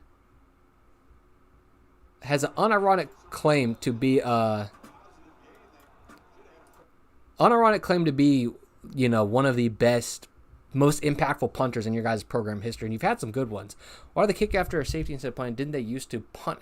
Yeah, so there was a big they used to have to actually punt it after a safety. I'm not sure why they changed it, but it came with a whole new change in kickoff rules, where they now just kick it from 20 yards further back. I really don't get it. It's very semantical. Joshua K., are you a fan of college football? So do you think we'll win it? Georgia's without Carson Beck for the entire playoffs. Is it a controversial thing to say that I think Georgia got better without Carson Beck? I don't know. Carson Beck did not impress me this year. Don't get me wrong. I'm not the biggest quarterback guy, but Carson Beck wasn't exactly just falling in love with watching him play football. But yeah, I think this year, it's going to be tough. I really think it's anybody's game, right? The thing is we've got this new factor where how long it's going to be. Are those teams that don't have buys, now going to be like, how much is that going to affect them? Somebody's got flipped. That's what I'm talking about. So it's going to be interesting to see who's able to kind of pull out some wins from this college football playoff. Obviously, Oregon has looked good. Surprisingly, Notre Dame has looked good. They've been playing some lesser competition, in my opinion, but they've looked good. All right, that guy just got put on a cycle. I've never been flipped like that in a football game, and I'm not going to lie. I don't think I want to. Tennessee is a dark horse. I mean, it's kind of everybody's game. Like, that's the crazy part about this year is nobody looks unbeatable, right? Like, the only undefeated team in the playoffs, Oregon, played Ohio State really close. Could have lost that game. Could have lost the Boise State game if it wasn't for some special teams plays that they made in order to kind of make some stuff happen. So, they really were able to kind of, they don't look like not human, right? And then that's the kind of thing is, are they going to be able to win 2 more games? We'll have to see. We'll have to see if they can pull it out. So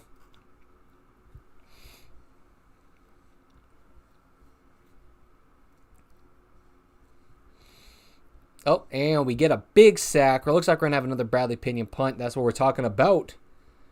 That's what we're talking about. Ball at the 50-yard line. Can they do it again? Can the Falcons do it again?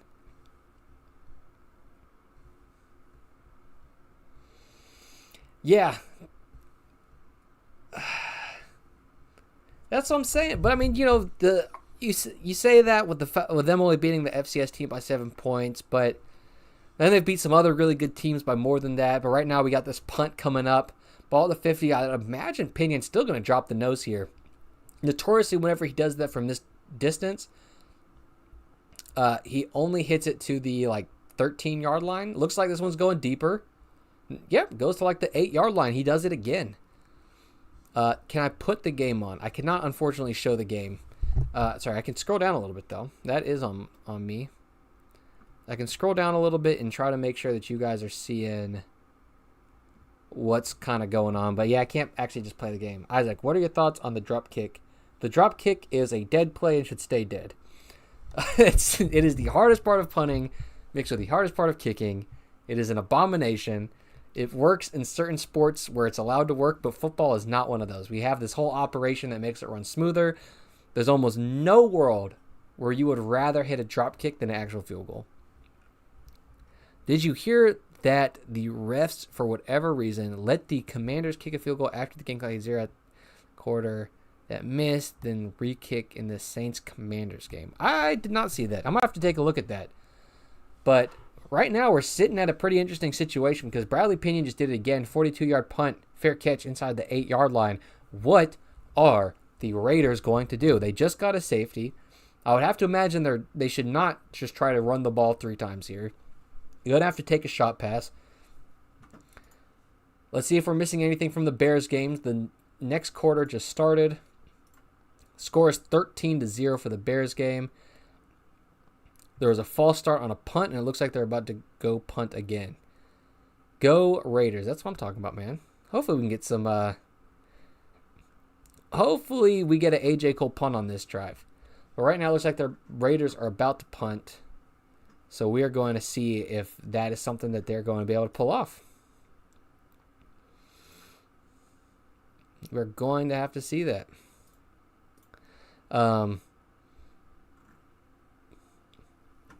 Because, yeah, it's a tough game. Raiders are definitely losing the field position battle. Yeah, right now. And the biggest thing is they can't even get to the point where AJ can kind of bail them out. You know what I'm saying?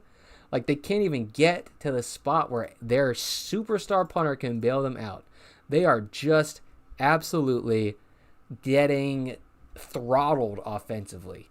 But let's see what happens. All right? It's anybody's game still, right? As bad as it is, they're only down by 6 points. All right? So it really could be anything could happen.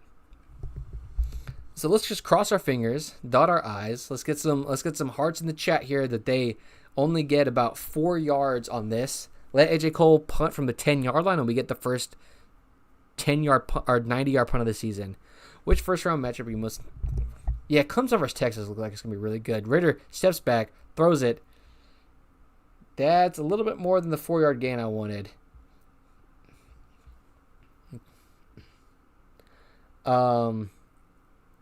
Yeah, no, the Vikings are really good in the standings right now. And it looks like they're just going to win a good defensive game, honestly. Oh, wait, I've got the wrong game pulled up for you guys. The Vikings are looking really good. I have technically a favorite NFL team and technically a favorite college football team, but I will watch anything. I'll watch it all. I really like watching Wazoo go Washington State. I really like, that's my college team, and then I like watching the Bengals. I was a big Joe Burrow fan when he was back in college. I just enjoyed watching them. I'm not the most diehard fan of anybody. I just like watching good football, or what I consider good football, which is not what everybody considers good football. There you go. They hand it off. He's short. It's 3rd and 1 for the Raiders now, which means a punt from backed up is not totally out of the question. What's going on? Lobster, but with a C. What's going on, Jake? We are watching this game, guys. We are watching just a gritty, grindy match of football. We've already had a safety. I'm happy. Maybe one day we're going to come on here and we're going to play special teams bingo, where we talk about all the different things. But we've had a blocked punt. We've had a safety. We've had 2 punts down inside the 10-yard line. It's a good day. They're handing it off in the middle. The Falcons looked ready for it, but a last-ditch effort. He gets across it. All right. But with 56 seconds left in this half, I would have to imagine the Raiders here are just trying to not have to punt the ball one last time. But the one A.J. Cole punt that has gone on so far was blocked. Has not been a great game for the Raiders at all. Not a great game for them. But it's hopefully we can get something. Hopefully they can get something going. They're going to start passing it, and that looks like it's paying off for them. Brock Bowers takes it all the way up to the 39-yard line, and suddenly they're switching into high gear. So they're starting to move fast. Looks like they're starting to call their timeouts too. Why are we running the football? That is a great question. Well, at first I don't think. So here's what sometimes teams will do, right? They'll be like, well, if we get this first down, right, then maybe we'll take a shot pass. And then if we get that, we'll start our hurry-up offense, right? So that's sometimes what teams do, and it looks like that's kind of the tempo that they went on. Because I've been in a coach's headset before. Fun fact. This was all news to me like until a year ago. Yeah, Brock Bowers looking really good. But he is so good, bro. He's probably the best catching tight end, right, that we've ever seen. I mean, it might be a little early to say that, but like as far as some of the catches he's already made, oh my God, he has kept this Raiders team so alive, man. He's made some incredible catches. So yeah, he's been nothing short of just an absolute asset for these guys. So he's been fun to watch. He has been really fun to watch. Hopefully we can, definitely high chance for Rookie of the Year. I was tripping earlier when I said Jane Daniels because he's definitely slowed down. Yeah, probably. I mean, there's a chance. So they just called their first time out. So there's a chance they go incompletion, and then have to punt. But I'd have to imagine if they get to like a 3rd and long situation, they're probably not gonna just keep throwing the ball, right? Is what I'd have to imagine. Who knows? Definitely getting tense right now. But I mean, yeah, man, we've had a little bit of everything in this game. These definitely, it's not disappointing right now. But guys, what's Carlson's range? Dude, I don't even know. Like 54 right now. He hit one earlier from 50. Anybody remember? Was it 52?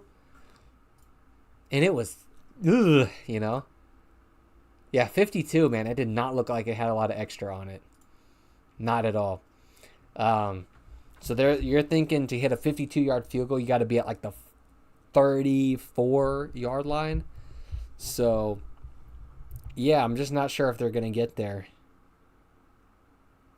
Yeah, 57's is long. I don't know if you watched last week though. Uh, 57 did not look like he had 57 in him, right?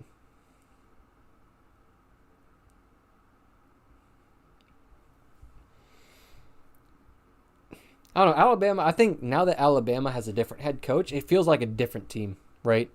Like it feels like a different team. It feels more like watching the Patriots after Belichick left, where you just kind of almost feel bad for him. Like, And okay, so there was a shot pass, so they didn't get that, so they immediately threw that one into field goal range. The question is, are they gonna throw it twice into field goal range? Watching the Saints game, I'm just confused how he ended up with 8 sacks. Yeah, you guys were just terrorizing them. Right, Alabama's just not the same at all anymore, man. Like they are. I don't know. They're just like less threatening. Like yeah, they beat Georgia. That was kind of like I almost put that in my weirdest losses of the season, because it just and then Desmond Ritter gets sacked. Now it's going to be interesting. Do they call their timeout? No, Falcons aren't calling their timeout. Raiders aren't calling theirs. Looks like they are willing to take it to halftime.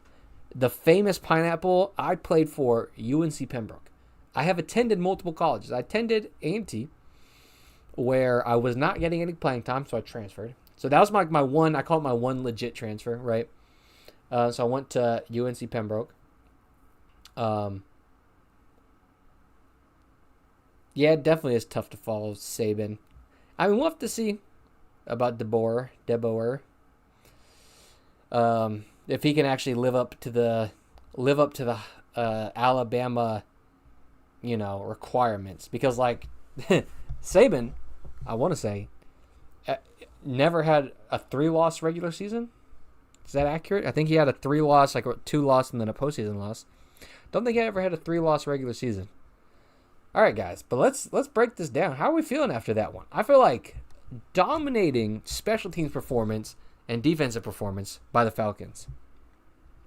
Bro, Bill Belichick at Chapel Hill has me pumped. I kid you not. When I go to this coaches convention, I'm going to find every Chapel Hill coach I can and just talk to them and just see if I can't get it. I'm like, look, I'm in your backyard. Let me be an analyst. I'll run copies. I'll run paper for you guys. Like, just all I'm asking for is just like analyst level position. Let's go. Let's see if we can get it. How's that going to go? So there's a coaching convention in Charlotte. Now, I don't live far away from Charlotte, so I'm sure there's going to be some Chapel Hill coaches there, and I'm just going to be like, just trying to smooth talk all of them. If I can end up on the Bill Belichick staff, bro. Oh, the Falcons get the ball to start the second half too. Yikers. It's going to be a rough one, guys. So let's go check out. I'm going to switch over and I'm going to watch a little bit of this Bears-Vikings game and see what we got going on. It looks like we just had a 51-yard punt by Torrey Taylor down to the 5. Meanwhile, Ryan Wright gets his first punt of the game, 55 to the 25. You're a... Oh, goodness. You're an NC State fan? Hey, NC-A&T type guy. You already know. Oh, my gosh. I just realized who that was typing. What's up, Mike? What in the world happened to Lincoln Riley? Meanwhile, Lane Kiffin is killing it. Yeah, no idea, man. Hot take. G&T deserves Heisman more than any winner in the last 10 years. I can't think of one thing that is honestly more deserving. I'm going to say this. Okay, look. Can I say something? Is this a safe space? This race is closer than I think a lot of people are giving it credit for, right? Like, the Colorado Buffalo team is so much worse without Travis Hunter. It's not even funny. They're so much worse without him. Like, he is a huge contributing factor on both sides of the ball. Like, when he plays wide receiver, he makes meaningful plays. When he plays defensive back, he makes meaningful plays on both sides of the ball. That contributes a lot. Don't get me wrong. There's a great argument for either, but I think it is Very, very close. Very, very close. Like a very tight race. I thought it was like that for the whole second half of the season. And it's just people trying to like diminish it. People can disagree. I think people can disagree. I think people can like be like, look, I get that it's close, but I think G&T doesn't have a good offensive line. He opened up the pass game, so so some of his stats are like kind of hidden because he was able to like get the pass game a boost. Oh, what's up, man? Thanks for subscribing, Cool Gamer. Have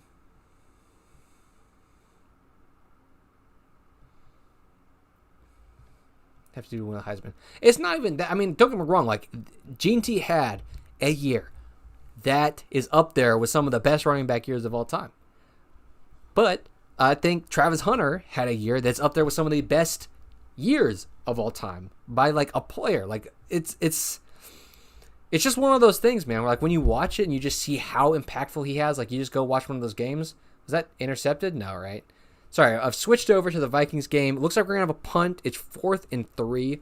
So here's one thing I'll be looking out for on this punt. I love running fakes from backed up. Such a high risk, high reward play. He actually makes that catch. That's awesome. He makes a catch, but it doesn't matter. But bad throw, but I almost picked off. Well, I mean, it was out of bounds. There's no way someone was going to pick that off, right? Like, way out of bounds.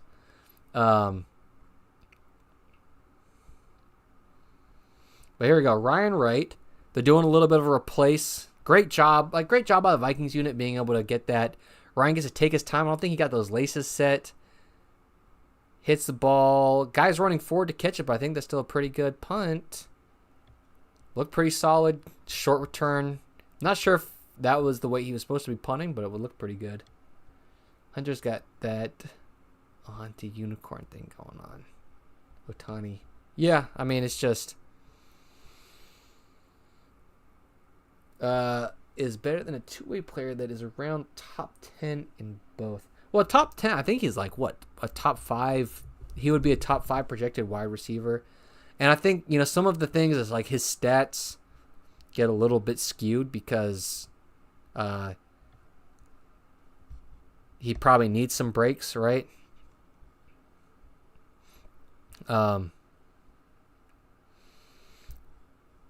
So it's one of those things where I think, like, I don't know. I've watched a lot of Travis Hunter film. I've been very impressed by watching Travis Hunter play. I've been very impressed with watching Ashton G&T play, right? I mean, it's, like I said, I think my take is that it could go, it was very close. It was very, very close just by watching how they both affected the ball games. Is Mahomes or Darnold better? Darnold's having a better year, right? I'll say that. But I think it was super close. I think it was super close watching, just watching the game. When you watch it, it looks super close. It looked super close like the race did. And I think either side that just tries to, like, diminish it one way or the other, you bolster your own guy. Tearing down the other guy, I think, is just, in my opinion, like, weaker arguments. Because both of those guys really deserved it, right? Like, I think it really could have come down to a coin flip between the two of them. I know that's a very weak, lukewarm answer. Probably not the answer anybody wants to hear, but that's genuinely how I feel. Like, I feel like they both were absolutely, like, you take either one of them off their team, and both of their teams are probably not, going above 500 this year. Allen is probably going to get overall MVP. At least, there we go. That's what we'll all agree on. Allen is probably going to get overall MVP. So far, though, we're getting some good punts right now. Ryan Wright having a day. Ryan Wright absolutely having a day. Big 49-yard punt. Hit a 55 earlier.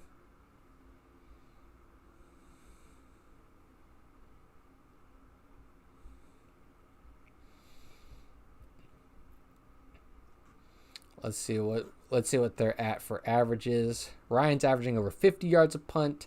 Torrey is averaging 49.5 yards a punt. That's a day for punting.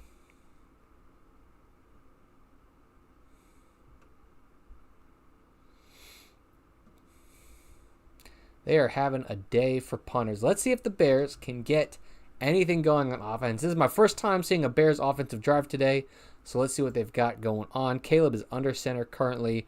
Hands it off. Tackled in the backfield. Helmets are flying. That's football right there. Wait, who's hell? Oh, it's an offensive lineman helmet.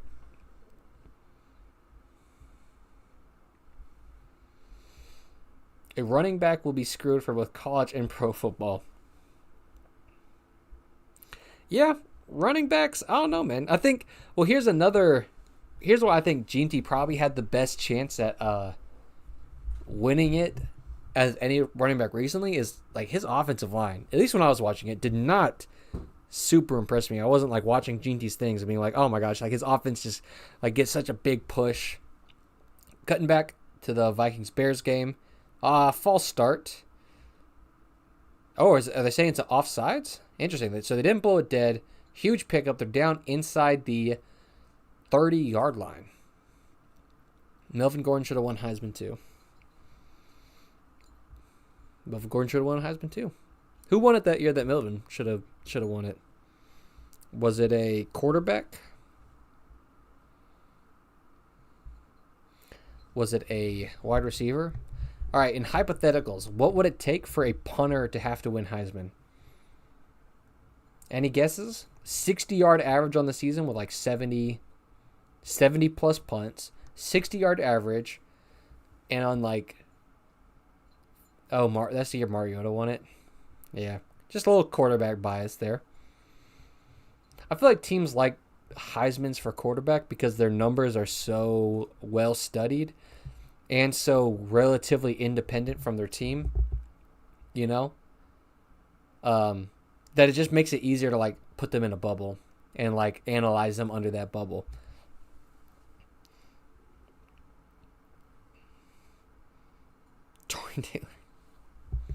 Tory Taylor definitely had a shot at doing it. You think year 2 of Caleb Williams' Bears will be much improved or not?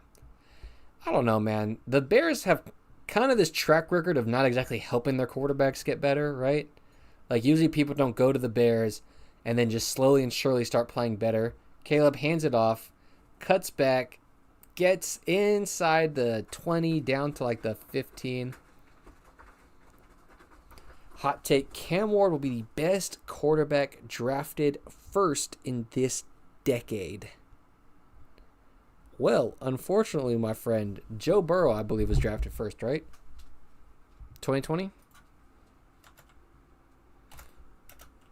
So that would make him... and maybe I'm just a Breezy fan. Let's see what Young Koo. Yeah, I think they don't trust him very much this year. I mean, he's been a little bit iffy. So I think that they're just kind of being a little bit safe with them, I'm not going to lie. You know, it's as a kicker, you got those deep balls, you have to have so much of your coach's trust because you have to have your coach's trust because if you don't, like, they're getting the ball back at the, like, near the 50-yard line. So you have to have it. Yep, touchdown Bears. Look at that, getting in there. Maybe the Bears fans, do you guys need me to just stay on here and watch them? Your one touchdown comes when I tune in. You're welcome. That being said, I am going to go back and watch the Raiders-Vikings game once it starts. Which hasn't started yet, so maybe you'll get a big turnover on this kickoff here. Maybe we'll get a big turnover on this kickoff here. What's the flag on? 5-yard penalty. Did they just overturn the touchdown? That's not very nice. The flag takes the points off the board. You kidding me? Bears fans are losing their mind right now. 60-yard average, 10 tackles, 3 passing touchdowns. Right, that's like the only way. We're Raiders Vikings on halftime right now. Kim Jong Oink. So, yeah, we're watching the Bears in the meantime. Gonna see if they can get some points on the board before the second half starts. Currently, they're at the 6-yard line. Caleb Williams under center, hands it off. Swift trying to find the edge, gets back to the 1 yard line, so they make up for what just happened. All right, and we are not going to find out if they score or not, at least not through the traditional methods. There we go. And we are back to the Raiders-Falcons game. We got a kickoff here. Last time the Raiders kicked it off, they kept it in the field of play, and it was bounced through the end zone. So let's see if that's what happens again here. Well, aside from the kickoff after the safety. So aside from the kickoff after the safety, they kept it in the field of play. It's beautiful. Looks like they're doing the same thing. They're ready for it this time. Kind of sunk on him. There you go. Get a good return. Daniel Carlson might have to make a tackle. No. They take him down to the 45-yard line. That is huge. Yeah, the might not be a great strategy to keep it in the field of play. Not sure if anybody's thought about that yet. There's a reason guys are kicking it out the back. Wait, are the Bears self-destructing? Please, we're watching beautiful kickoff returns. What happened to the Bears-Vikings? Did he get sacked? That's funny. That's actually unironically funny. But here we go. We got our boy Kirk Cousins trying to make a play happen, guys. And it's picked off. Well, that was quick. Raiders back on offense. Chance to take the lead. Raiders have a chance to take the lead. I barely looked back. I was trying to just make sure all my settings and stuff are good. And Raiders pick it back off. Let's see what happens.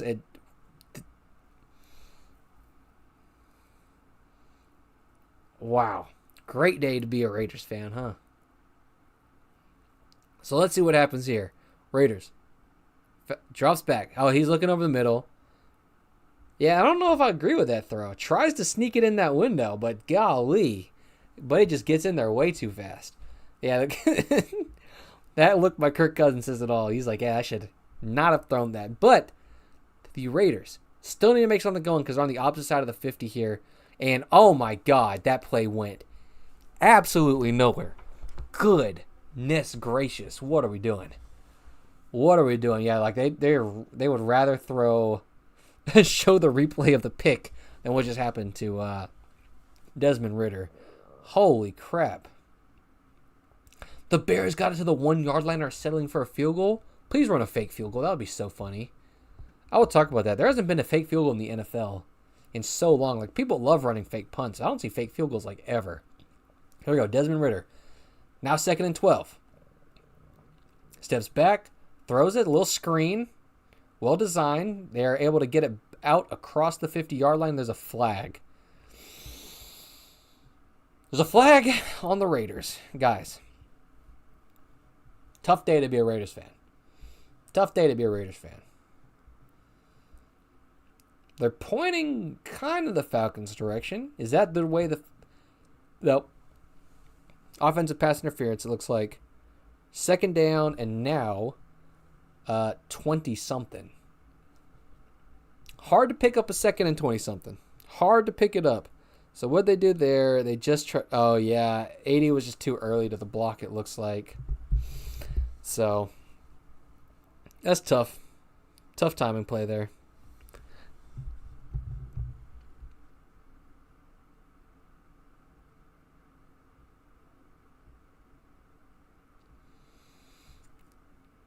Being a Raiders fan is not fun. Is Penix really that bad that he cannot start? Oh, no, apparently. Yeah, Raiders fan, if you like special teams, being a Raiders fan is awesome. That's why I keep up with them. And I get to see them punt a lot. And they're about to again. Another sack. Good God. They're about to just start stat padding on these guys. This is going to be an ugly one. But just lock in, because now we're going to start seeing more punts. A.J. Cole needs to get his punt average up, so that way I can collect my sweet, sweet reward money. I need A.J. Cole to get his punt average up. I need Ryan Wright to hit a couple pooch punts. No shanks, just pooches. Here we go. Last one was blocked.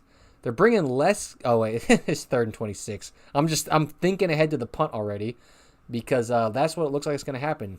They got it back down to a respectable 3rd and 21. Yep. We do love some punting, right? So you guys are tuned into the right channel. You're watching the right game. 3rd and 21. Gonna have to punt. AJ Cole, this is kind of like his sweet spot. This is where he really is just in his zone. We're gonna see what formation they bring here.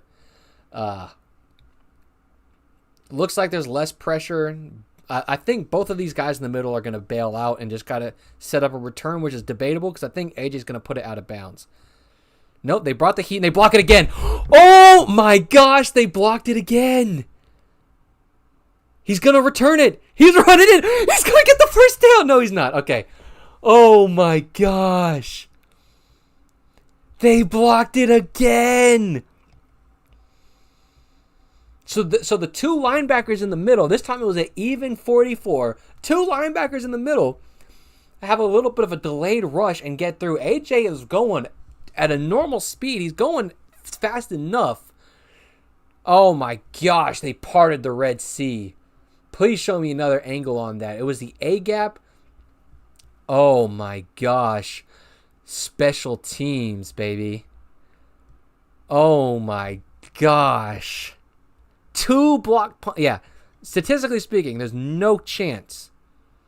No chance the Raiders win this game now.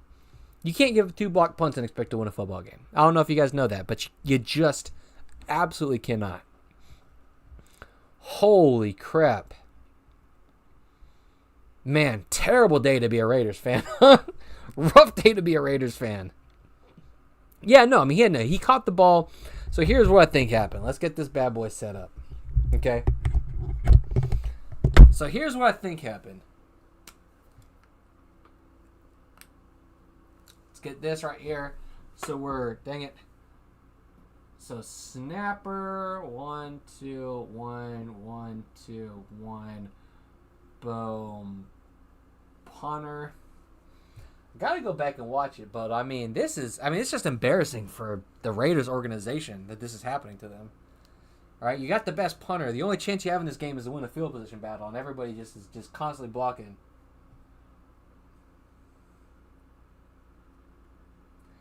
Oh yeah, look at that. Hey, what's going on, the Watchernator? We are in fact live. So here's what I think happened. Okay, so it looked like they were just like bang, bang, bang, bang, bang, bang, bang. Like this is a pretty standard look, right? For if teams are just gonna like, usually what happens is these guys kind of just bail out and go pick up the most dangerous man, and you're trying to set up like a middle return. Not what happened this time, if that's not obvious enough. Now I don't know where the twist came from, but once again, somebody twisted. Somebody got the long snapper's attention, right? Could have been like this, or maybe like over here. Boom. But these guys pulled. Long snapper blocks this way. Bang. This guy blocks over here. Maybe it's a twist in this gap. I'd have to look. Are they replaying it?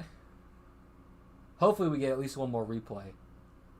Because that thing was wide open. I cannot believe they got away with it. This is a different block out of a different formation.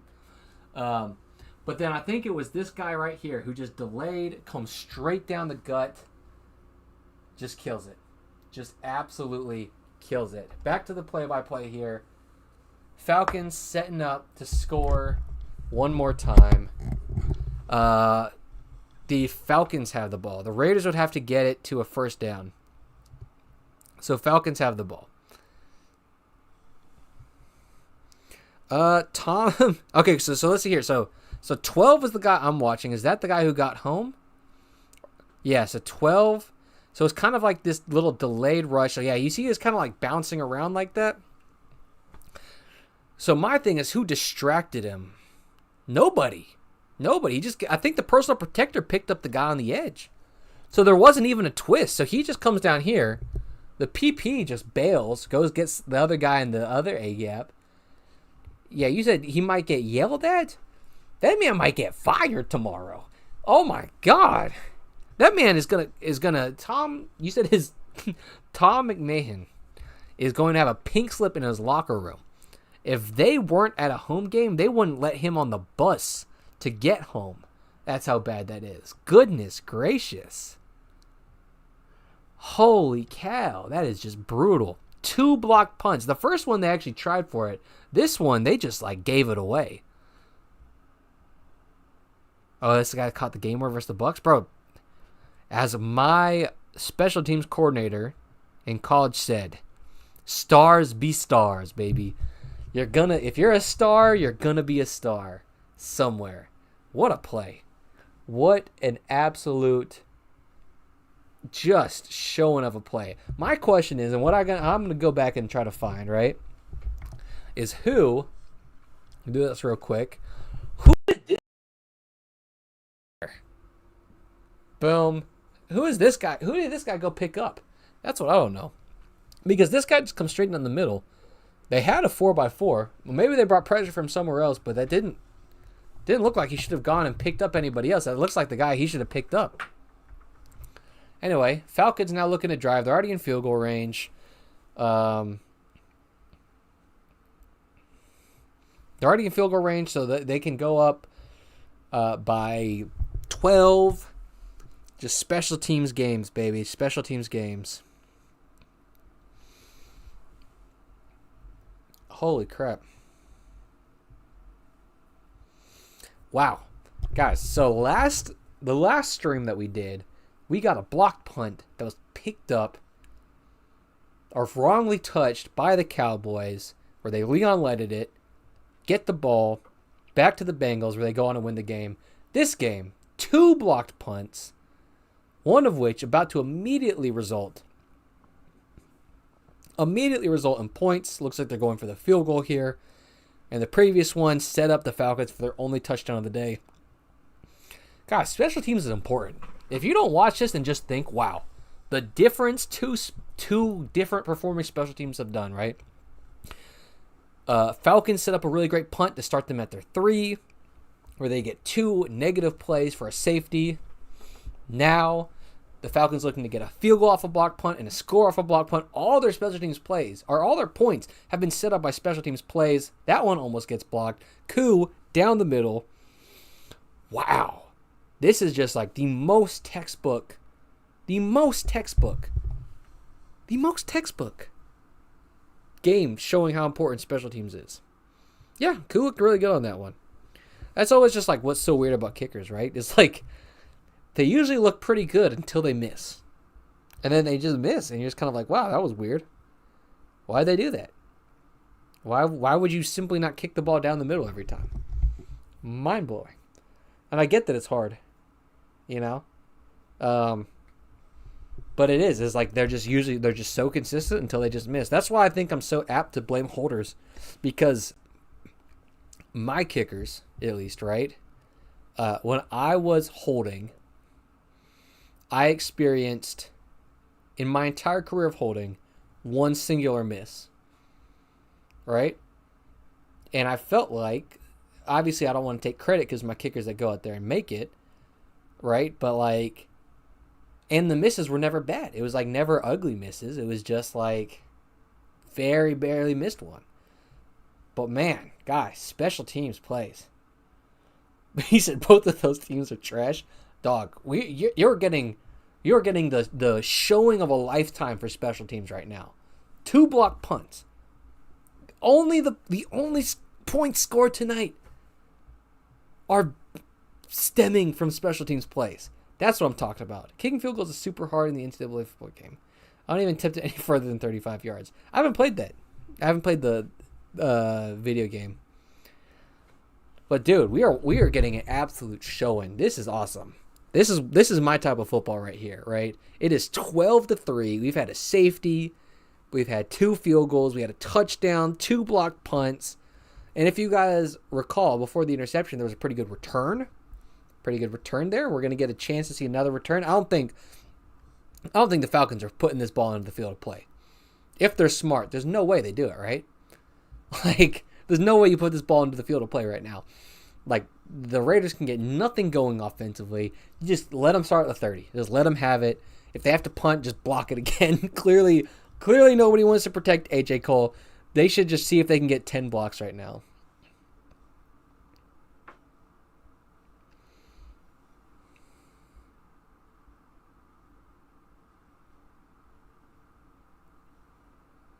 Yeah, the holder doesn't get so much love, man. I like to try to give holders love. I try to really see what they're doing. Bradley Pinion with the kick here. He looks a little bit relaxed, so I'd imagine this is going up the back of the end zone. Bradley has a huge leg, and there she goes. Is it through the uprights? Looks like it. It's good. The only thing better than watching good football is watching bad football.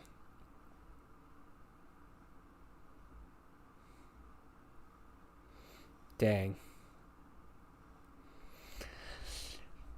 Might have missed it, but why didn't the Ravens get the ball back like in the Cowboys game? I'm glad you asked. Okay. So, when you block a kick, right? Do I still have this up behind me? When you block a kick, let's get it over to here. And it goes, so it gets blocked, right?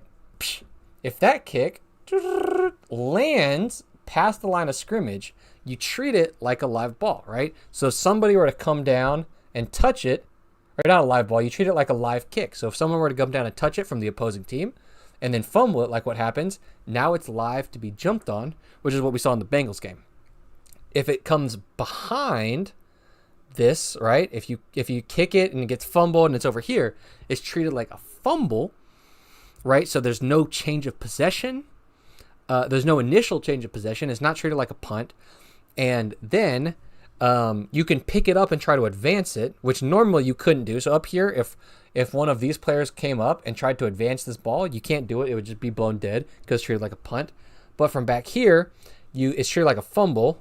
So if you try to advance it, you can, but now you have to get all the way to the first down if you want to do that. Yeah. Hope that answers the question. So that's why they didn't get the ball back. That ugly drawing. Let me just clean this board up a little bit. And right now the Raiders are in fact driving. We'll see if they can keep it up. They've made it so far to the 50. They almost throw a pick. Good God, this team is miserable.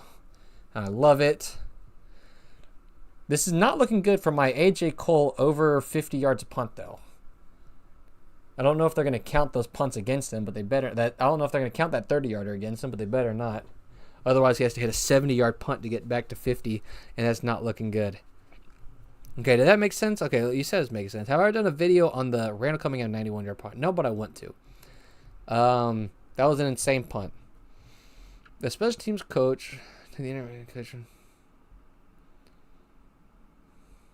on the stat, but I know for sure that's okay. So since Dan Rizzi, the special teams coach, took interim head coach, the teams we faced are combined 3 of 8 field goals made. Huh. Interesting.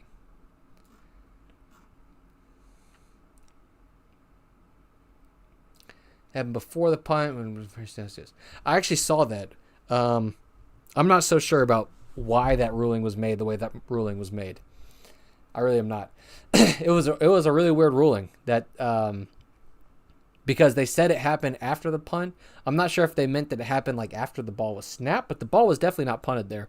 But nobody challenged it. Nobody did anything about it, and it stood the way that it stood. And I'm not sure if I'm misunderstanding the rule or if it was poorly officiated. Because if you've watched the NFL this year, poor officiation is just everywhere. And what we've missed in the second half is the Bears had to settle for a field goal. I think somebody said that. And the Vikings scored a touchdown. Tomlin doesn't like challenges. Okay. That sucks because it seems like a good tool to have. Desmond Ridder looking for anything. It's 3rd and 15. He's throwing it away, it looks like. Almost a great catch by the coach, but Baltimore kicking coach is Brady Brown. His son, Philadelphia Tyler Brown. Any chance that two of both kickers... Oh gosh, we're getting spammed now. Am I popular enough to get spammed? Best kickers are Tanique, I don't know. That's kind of a weird one. I didn't realize that they were both. Hey, Mike, can you block that guy who's spamming chat? All right. AJ Cole gets. They almost blocked that one. They almost blocked that one, but they pin it inside there. The guy flops trying to get a flag. How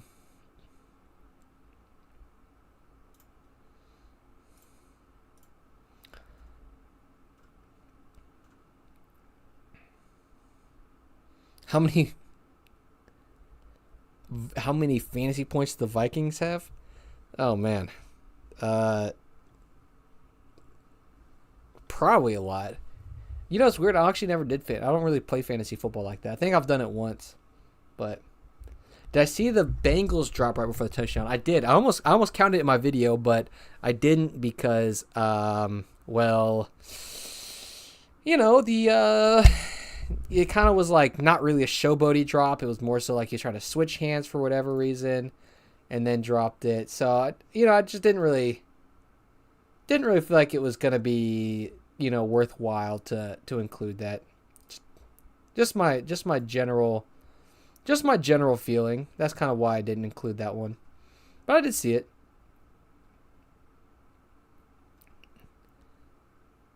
Just didn't feel like putting it in the video.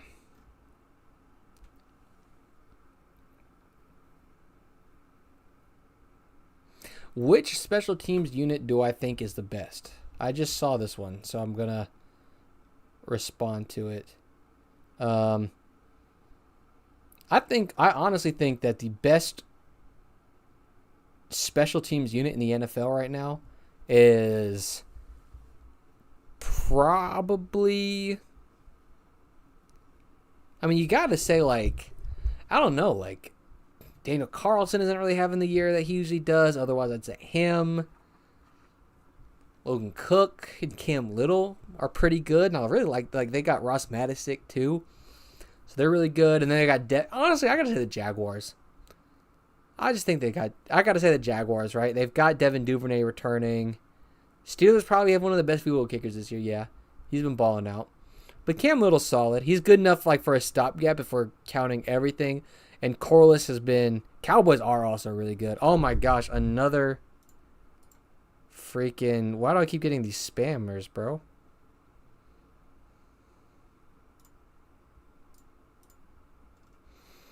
What the heck is happening? I think it's because somebody asked for a link earlier, and now they're all like, oh, spam, spam, spam. You guys want links? All right, so now the Falcons are the one that are backed up. What are the odds we have two safeties tonight? Not great, but not impossible.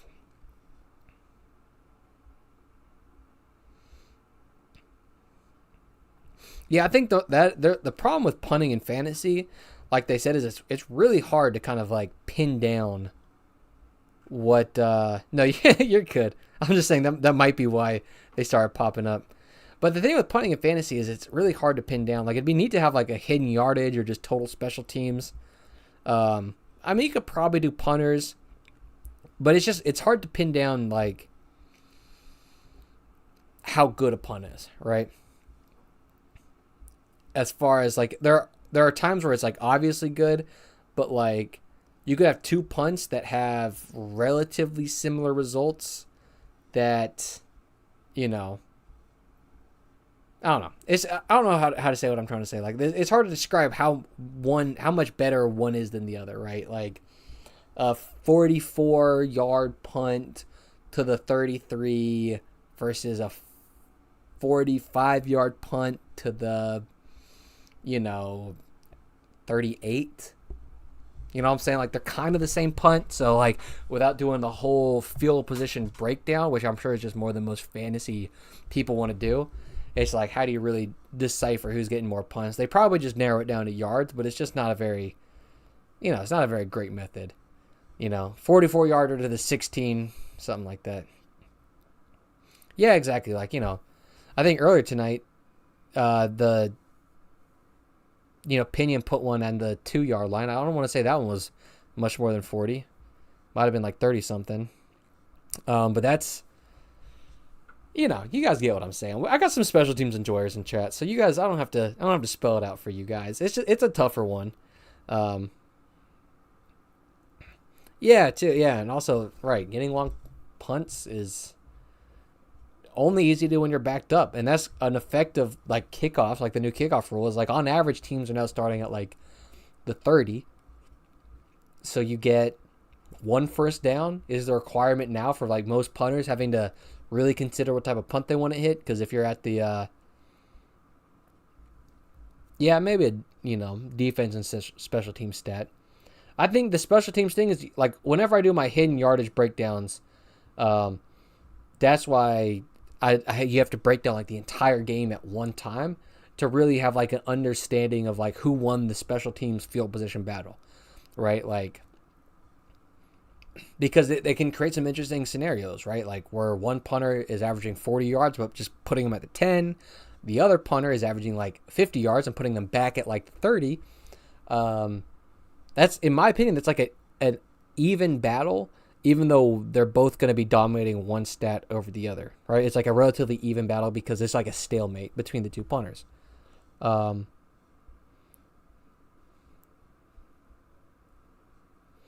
Is a punt an offensive play or defensive play? Maybe both. If only they had like a third type of play that we could call that. One that acts kind of like an offensive and a defensive play. Maybe a special play. Maybe we could call it special teams. Who knows? Who knows? Though, right, the world is an oyster. You have punters fantasy points for punting over X amount of yards and punts inside the 5 or 10 something. 3 points inside the 5, 2 inside the 10, 1 inside the 20. Yeah. Yeah, I mean, yeah, these are all options. All options. All options that I like. Bradley Pinion out to punt, ball at 34. It's so sad. The Raiders aren't even trying to go after it. Bradley gets a good boot, but somebody completely lost their assignment. And this one's going to pin him inside the 10. It's going down to the 5. Bradley Pinion, MVP. Are you kidding me? Well, how do you, first of all, how do you not field that punt? Is the first question. Second, this is a gunner. I'm going to give this one to the gunner, okay? Because look at this. He breaks off his guy.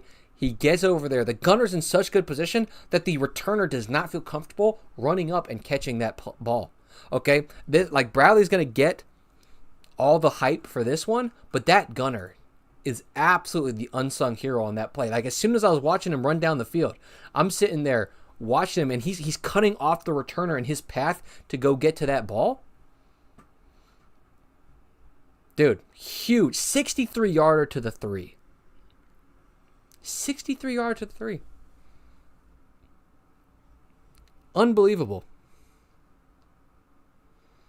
Well, I mean, like I said, I think he's running over there trying to get to that ball, and that gunner kind of just sneaks in between them, right? I mean, first of all, yeah, I don't know how you're not at least a little bit closer, so the gunner, you're kind of risking him to get a play, but that gunner just being able to find his spot, breaks off the line, like he completely leaves that guy in the dirt, gets down there, cutting off the Raiders returner from getting to that ball.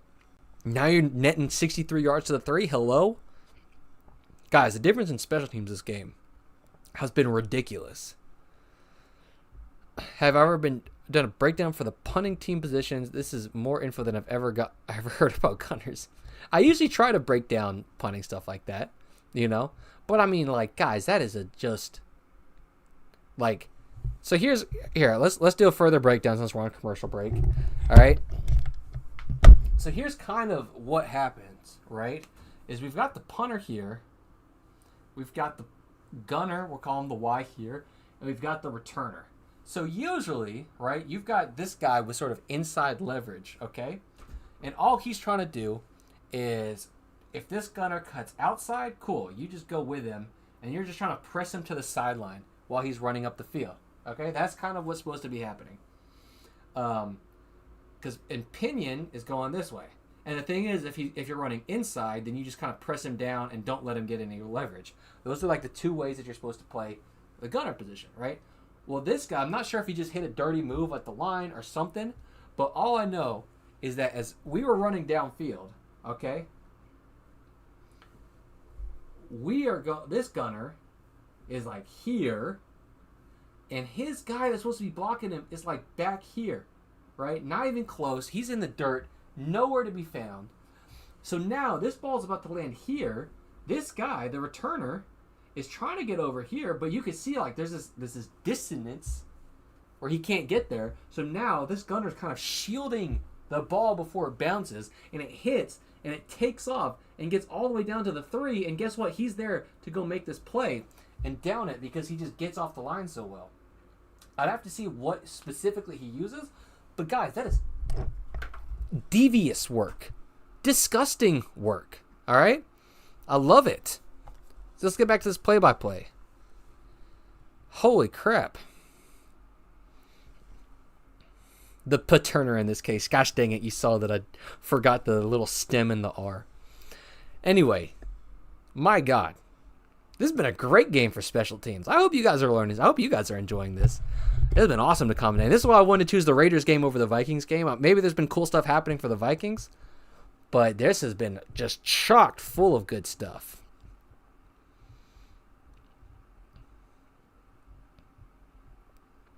Petition for Special Teams Player of the Year award. This might be one of the best games of the year by Bradley Pinion. It sucks. I had him at under 47 because I thought he was going to be hitting a lot of pooch punts. Dude, if they get another safety, woo! Ritter was just able to get it away, stuff him, and now we're going to have a backed up punt. Are you doing the Kansas City Chiefs games? Maybe. So far, I've just been doing Monday Night Football. If I get 8 more super chats, I told you guys I would do a Thursday Night Football, but we're a little far off that. So, not sure I'm liking the odds of it. But we're going to get a punt here. What are they going to do on this punt? They got both guys back in. They look like they might bring the exact same pressure. I'm not seeing any movement. Okay, they're stemming 12. He's looking like he might rush. Clock's running down. They snap. Okay, so this time they're bailing out. A.J. Cole hits one wide. This is a miss hit. It's going to check left and out of bounds. Okay, so that was a miss hit. A.J. Cole is good enough. He can still miss hit and have it be fine. But, oh, my goodness. So that's what I was talking about the first time. Backers back there, okay? So, let's get it. The 2 linebackers. This is what I was talking about on the first block that I thought they were going to do, and then they came and brought pressure, which is why you can never get comfortable. But they're sitting here.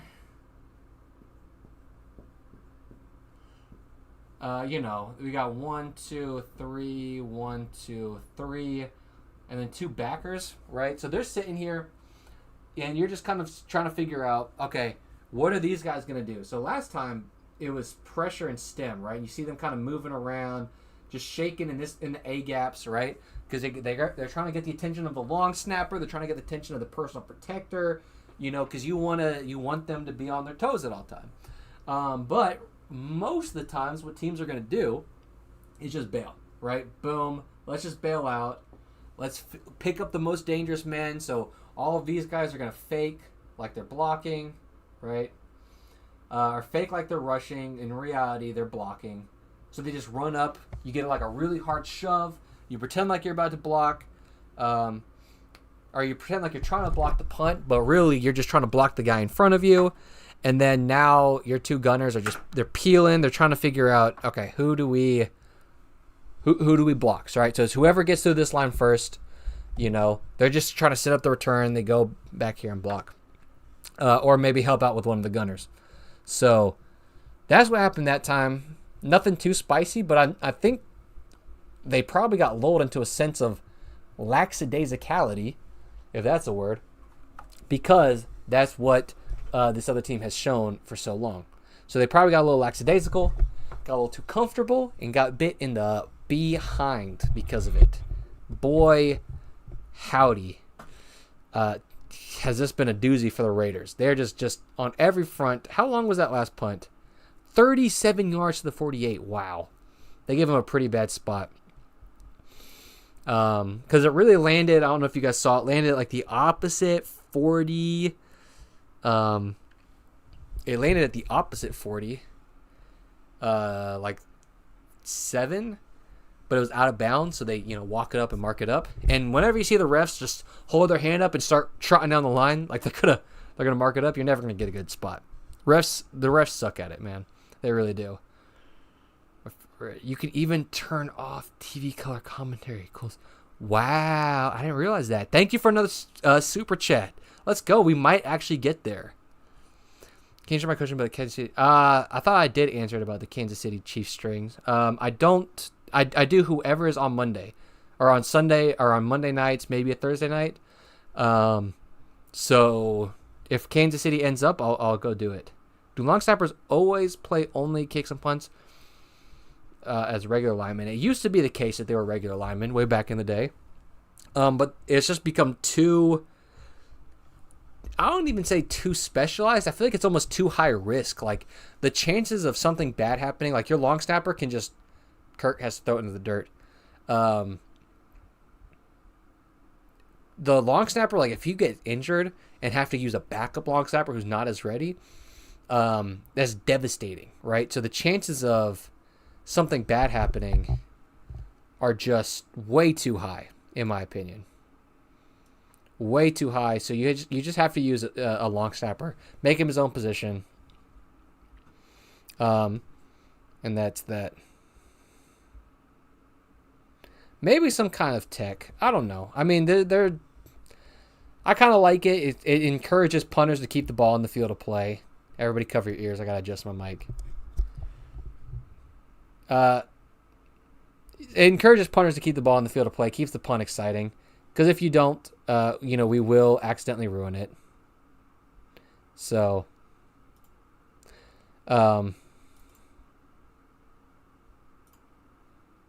yeah. So I mean, I think it's fine. I think it's personally fine that we don't have any technology.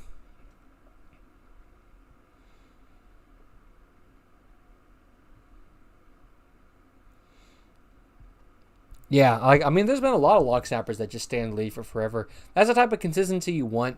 I know the Colts have a really good long snapper in Luke Rhodes, who's just, killing it. Here we go. Falcons trying to make a play happen. Sorry, guys. I keep looking my, for whatever reason, my stream, my OBS is not showing the chat, so I got to keep looking down. That's okay. We're going to get it pulled up here. Don't fret. Don't fret. We're going to get the chat pulled up.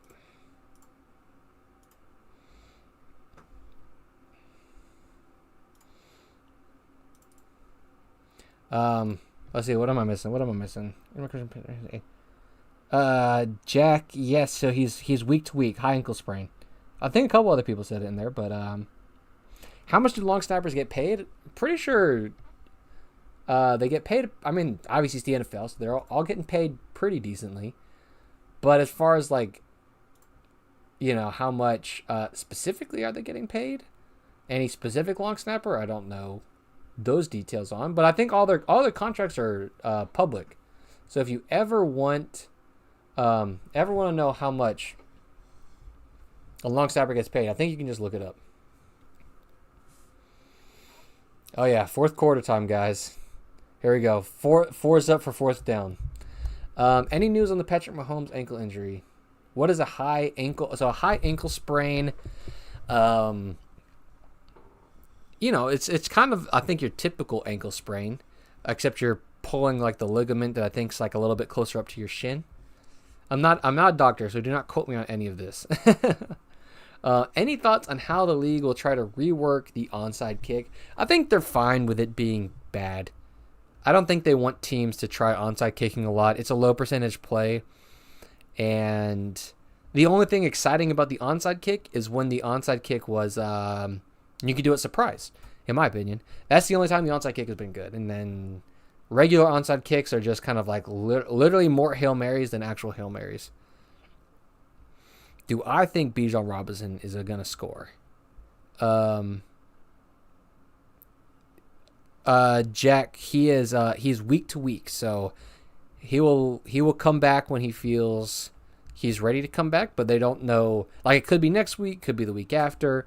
I would say look at their schedule, and if it seems like an easy team, he's probably going to take that week off if it's coming up next week.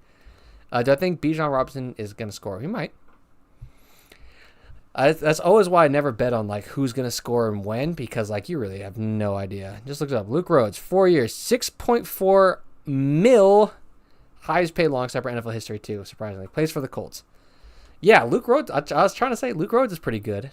I thought he was the highest paid, which is why I said him, but I wasn't sure. But that is insane.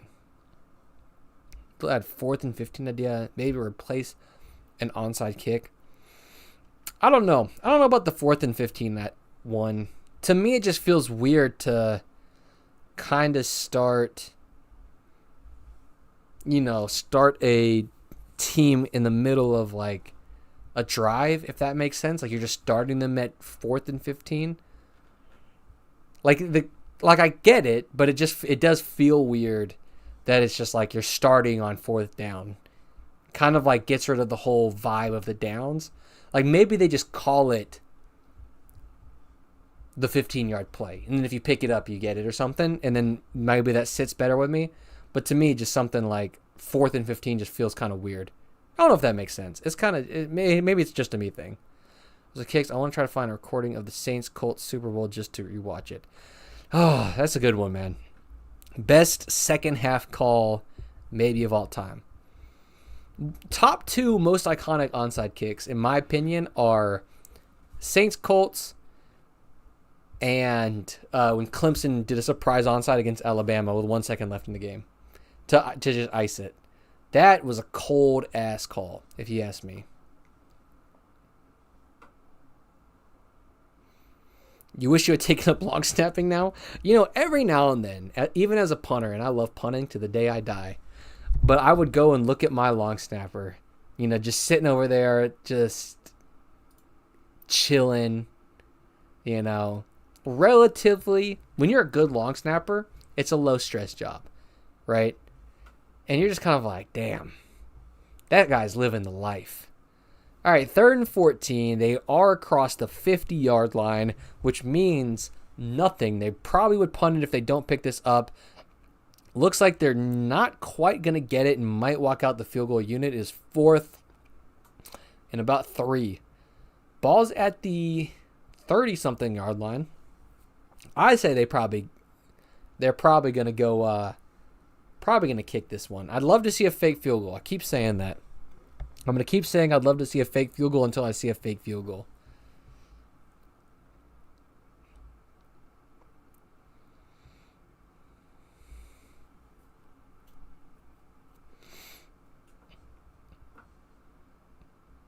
I think teams punt way too much. Should go for it way more. What do you think? Drills it. Koo drills it. I think that's a tough one, right? Like you got to think like the field position game is the most important aspect of football. So if you go for it and you don't get it, is so devastating compared to punting. And effectively, if you can punt and put them inside their 10, it can be a very good field position game. It really depends because so much of our bias comes from like what happens afterwards. And I would say with offenses getting better, there's a better case for going for it, less so off the back of how negatively it affects the game if you don't get it, and more so because offenses are good enough from all areas of the field that even if you do punt it and back them up, it's not as much of the death sentence as it used to be, especially because punters have also gotten better. So it used to be, right, the old mentality, 4th and 3 at the 44-yard line, right? Nowadays, that's kind of like a dicey, maybe we go for it. It used to be, right, like, okay, if we punt, punters aren't that good, right? So it's less of a chance it's going to go into the end zone than before, but let's say we get them at like the 5. Then if we can keep them somewhere for like inside the 15 and they have to punt, dude, punters used to suck. So you're going to get the ball at like the 50. You're chilling. You're living life. You might get it inside, your side of the field. Then this guy named Ray Guy came around and showed everybody like, hey, what if I just never hit that bad ball? and like just keep punting it as far as I can, just hitting 55-yard punts, 45-yard punts consistently. Like hitting it over 40 yards is a big deal, because if the ball's at the 10 and you're averaging like 45 yards a punt, that means the ball could be at the 5 and you're hitting it across midfield. That kind of ruins the point of pinning them at the 5, right? If you can force a fair catch across the 50. Yeah, and if you make it, your chances of scoring increase a lot, because you immediately get into field goal range. Don't get me wrong, like I get that. So I think now, so more than ever, there's more of a case for it, but it still can just be a very devastating play to not get. It's just kind of like, are you willing to just gamble on your, to make that gamble, and how often are you willing to make that gamble, right? So I think it's a toss-up, right? It's one of those things where if you do it, you'll look like a genius if you're right and look like an idiot if you're wrong. So I think a lot of coaches in the NFL, where teams are so willing to just fire a coach willy-nilly, are more likely to just do it. Pinion looking a little bit too relaxed, so he's kicking it out the back of the end zone. You can just tell when Pinion's just chilling, you're like, yeah, that ball is going 14 deep. He's kicking it into the look at that thing, gone. Didn't even have a chance to land the field of play.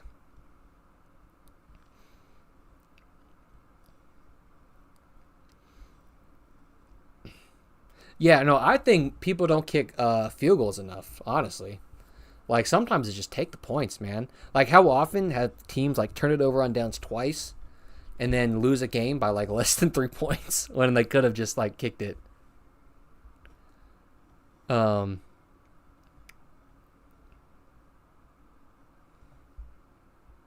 15-3 is a perfect score. And it's sad. I hope nobody thinks that this was a touchdown and a 2-point conversion on a touchdown. This is a glorious 2 field goals, a safety, and a touchdown. They each make $32,000 a year. Best deals in football, right? They also get great dental, right? So I heard Travis, he's making like $68,000 a year, but has a really solid dental plan, right? And then Mahomes, who's the quarterback, so they make more, is making like $110,000 a year. You said about 45. I think he got the raise finally, right? Check cleared. Oh my gosh, great defensive play right there by Simmons. Goodness gracious. So yeah, Mahomes makes $105,000 a year, but he gets 100% matched on his 401k contributions, which you can't be mad at. And the free lunches and free hotel, health, dental, all that good stuff. Koo. We got some Koo fans in here. I love it.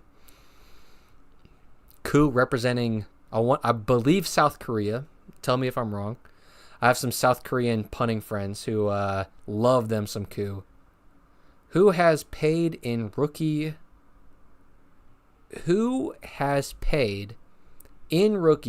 this year? That is one of the questions I've gotten of all time. Who can turn down a good dental package? That's what I'm saying, man.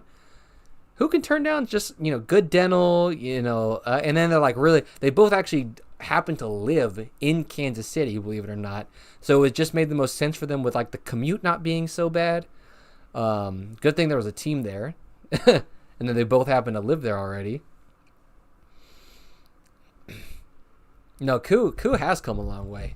Like from the AFL, Desmond Ridder, pocket awareness on 1,000,000, just backs up into somebody. Who's the highest? Yeah, Koo has come. He did the AFL. He did something like this. I'm not gonna lie, guys. I don't know how many Raiders fans we have in here. This Desmond Ridder guy has not looked super hot. This Desmond Ridder guy, like the Raiders fans on TV, kind of are seeing it too. Yeah, he's not looked super good. Would you rather have... Oh, wait, here we go. AJ Cole punt. It looks like they're coming after it again. They kind of are. A little faux pressure. He smokes this one. No, it's a mishit. Bro, they got into his head. He returns it, gets it past the 20, all the way to the 25-yard line. Wow, he hit it again. Guys, they got into AJ Cole's head. I think he's trying to rush it. He's hitting too much of the front of the ball, which is why you see that kind of waggle. I meant to have a football in here with me when I do these streams so I can show you guys what I'm talking about with a waggle, but I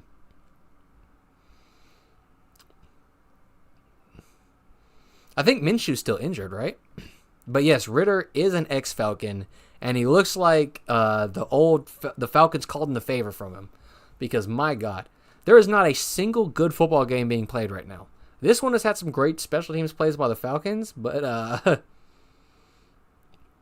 yeah, they're kind of wasting. They're kind of wasting Brock Bowers. Let's see what's going on. I'm just going to check in on the Vikings while the Falcons look like they're just going to go ahead and return this one all the way across the 50 to the 45. Holy cow. Vikings scored again. Bears got their second field goal. Good for them. And it looks like Bears are just stalling. Caleb Williams is getting sacked. This poor guy.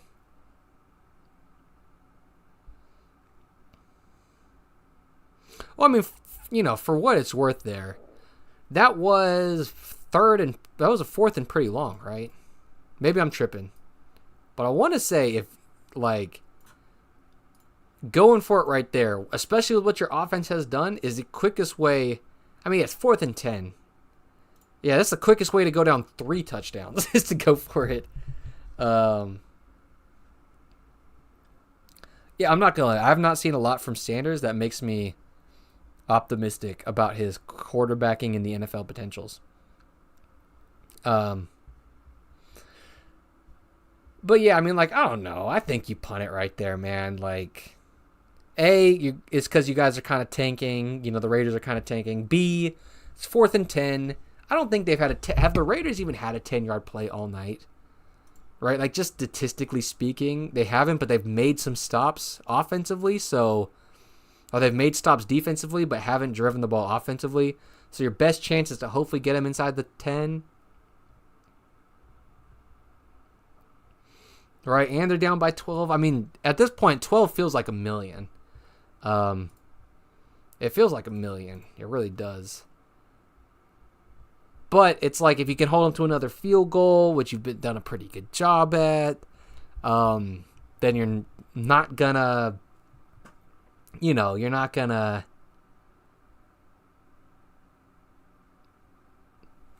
I don't know. It's bad. It's just bad for him. Well, I lost my train of thought randomly. So if you hold them to a field goal, you're only down by 15. It's still a 2-score game. The Falcons, despite winning this game, have also not been able to move the ball. What was that last point by AJ Cole? 45. 45. He is wasting my $20 I spent on him, thinking he was going to average over 50 yards a punt.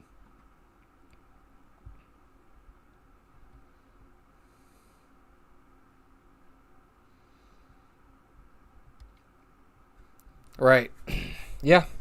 I mean, this could be a game. I mean, their defense hasn't looked awesome as much as it's looked like they're just both teams are just bad. Who's my favorite quarterback in this draft class? I'm not gonna lie, I don't think this draft class has a super good quarterback. I feel like people are gonna be attracted to Dylan Gabriel, so because he's on a winning team, and they're gonna give him a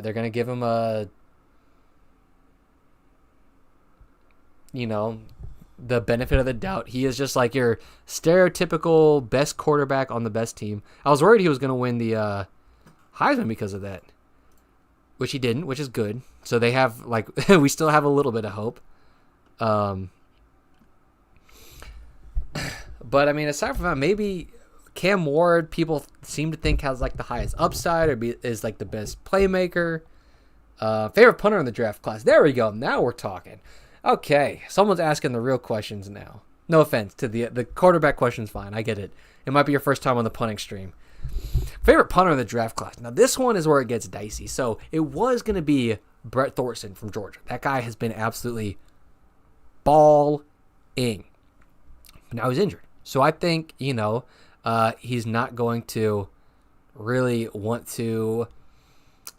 He might even stay another year. So then you've got James Burnip, who's been playing really well. I think he kind of had a couple rough games thrown in the mix, which throws off my evaluations because I like to see consistency game to game.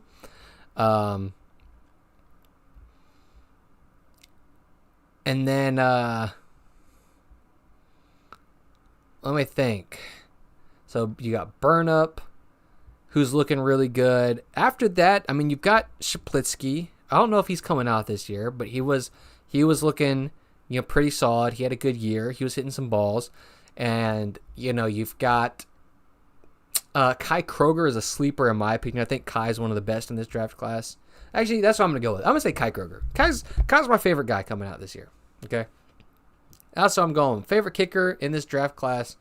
Well, they wanted to make it hard on me. I'm going to go with the Temples guy, Otto Madux. It was supposed to be Zvada-Matic, Dominic Zvada, but then he just stayed in college. Like, what are we doing, man? Go to the draft, get paid. But he wants to win natties because it's not happening this year for Michigan. But here we go. Falcons get the ball, looking to move it downfield, not moving it very much. Is that what brings us to fourth down? You're scouting punters? Yeah, I scout punters every year. I always release a list. I do a lot of scouting for punters and kickers and stuff like that. Yep, so now we're at 4th and 6. We got another chance for a good... I don't have a favorite wide receiver this year. Probably you've got the San Jose kid if he's coming out, right? That guy was supposed to be insane. But here we go. We got a punt. Ball at the 41. Last time it was 3 yards closer. He put it 5 yards deep. Uh-oh, sprint out. They might take a direct snap here. Oh, no. Getting under. Oh, they're trying to draw him off sides again. Okay, so they're taking the delay of game. I keep bumping this. You said my favorite quarterback in this class is Kai Kroger. Uh-oh, we got a ball nowhere in here. We have got a ball nowhere in here. There's no way they actually jumped off sides. I just looked back over. They threw a flag. No, they're just backing them up, right? Okay, I thought they actually got them to jump off sides. Yeah, watching this game is like watching a high school team. I would like to think my local high school team can move the ball a little bit better than either of these guys, but it is rough. Caleb just went down? Uh-oh. I got to watch this punt, but then I'll go check that out. There we go. Let's see what the play. I mean, the Raiders just aren't bringing any pressure. Like, they do not want to make up for any of these blocks. That one looked like it might come down short. No. Really good punt. So we had a great opportunity there. I don't know if you guys saw it, but that Falcons gunner was tangled up with the guy that was blocking him. He would have had a great chance to push him into the returner and really mess that play up. That'd be completely legal. It'd be awesome. I love it when that happens. It's just like a really good heads up play.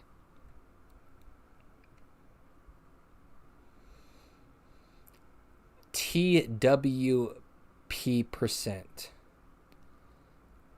Is that throws while pressured? Is that what that is? Is that what that metric means? I don't know a lot of the quarterback percentages, so a lot of times I just have to kind of like fill in the gap. So whenever he's pressured, he cannot complete a pass of 20 plus air yards. What's the average quarterback? Like what is like the average guy doing? Like, I mean, because that's a big throw, right? So it's got to be you're averaging like the Bears blocked the punt too. No way. No way. That's what I'm talking about. I mean, it's a little bit too little too late, right? It's a little too late because, they're kind of 19 points away from scoring and only have 6 minutes to get there. But, hey, it's got to start somewhere.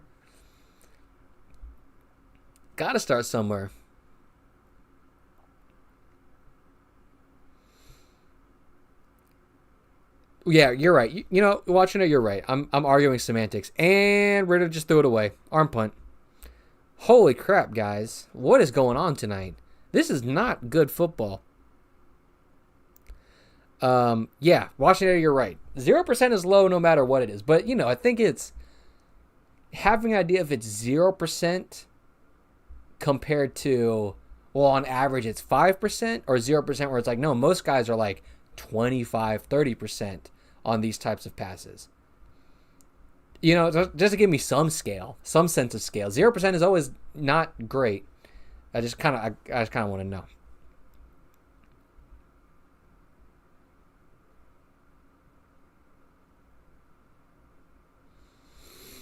Uh, man, the Scatabo. Wow, you've been here since 4K subs. Well, first of all, thank you so much. Helping us close in on this 10 super chat. We're almost halfway there. Appreciate that. And dude, you've been here for a while. That's real. You're real as fuck, dog. I appreciate that. Thank you, Evan. But yeah, I think Scabado.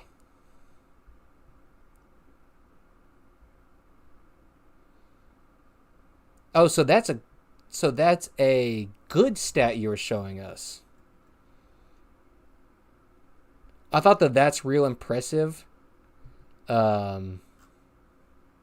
Turnover worthy plays on throws of 20 plus. My bad. So you're showing. Yeah, I thought that's real impressive was being facetious or ironic, but you're being legit. Which case, respect. I like legit people. No, I mean, the Scabado versus Ginty.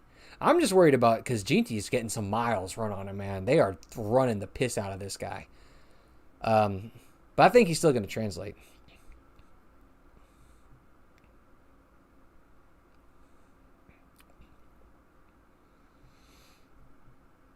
Yeah, you're like, I'm just watching this game so I can be here for the stream to know what's being talked about. I respect that, man. I respect that. He is, this has been a kind of a rough one. If you're a Raiders fan and you're watching this game and you're sticking through to the end with me, you're real as hell. But it's still like, with how close the score is, right? It's still a 12-point game. Raiders defense is getting it done. Don't get me wrong. The Falcons have not looked great on offense. It really has come down to special teams, right? Huge punt to pin it back at 3. 2 blocked punts, both resulting in the only scores of the day. Then the pin punt results in a safety. If you're not watching this game for the Isaac Punt stream, what are you doing? This is football, man. And then like now Kirk Cousins is confused. Someone just dove on top of him. He looks like he's all right. It's like, what are we doing? Now they're about to get their only other points based off of a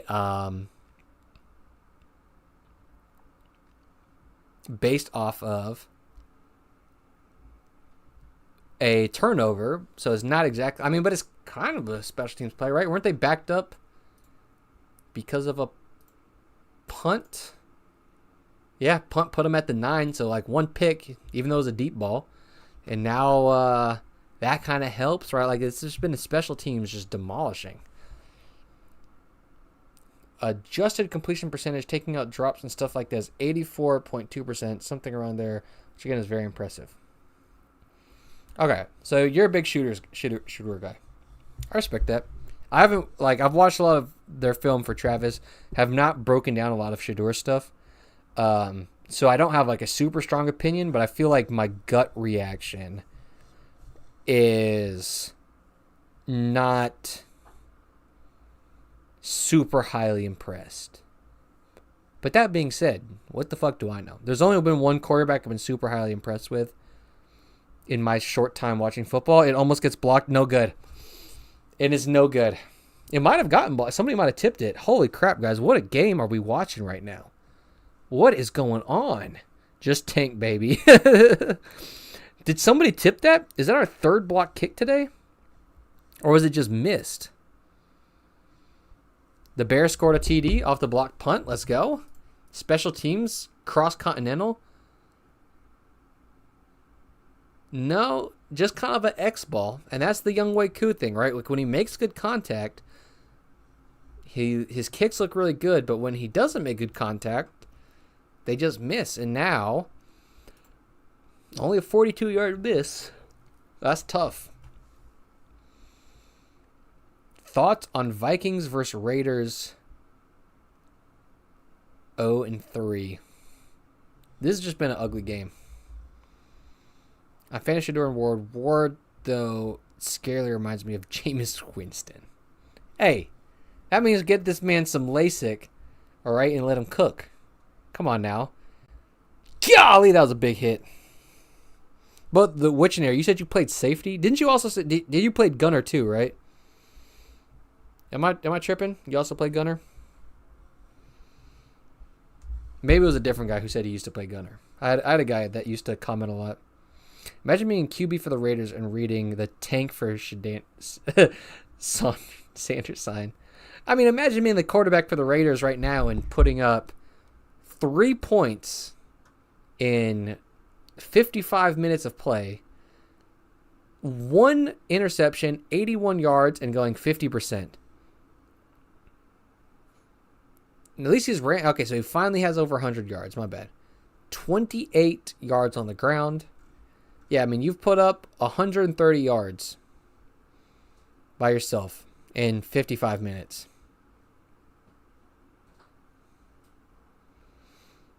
Oh, you're based out of the Netherlands? That sounds fun, man. How good was the punting over there in the Netherlands? Need ATL to lose so my Bucks win the South. Yeah, I'm not gonna lie, man. It's not looking good for Atlanta losing, but I mean, maybe we believe in miracles.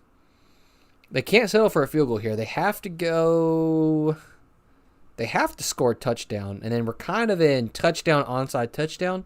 We're not quite touchdown, onside, touchdown, but if they get the ball back to the Falcons, it's got to be 3 stops in a row. So the Falcons will run it, short pass, run it again, you know.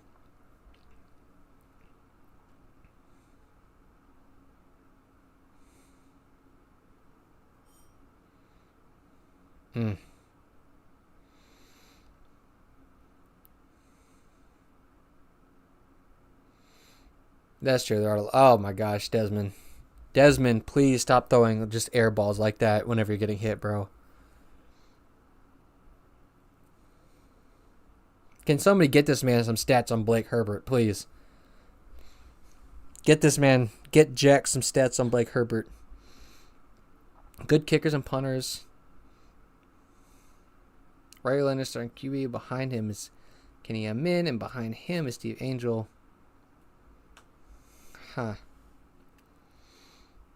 Prediction: Raiders TD, Falcons fumble, return for touchdown by the Raiders. I don't know. I think if the Raiders score, maybe the Falcons try to.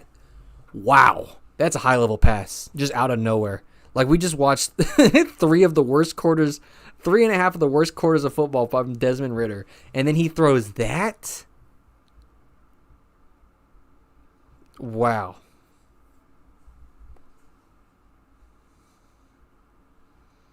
What the heck was that pass? That was amazing. That was beautiful. It's just dog, we just saw so much bad football. Where is this at the entire game?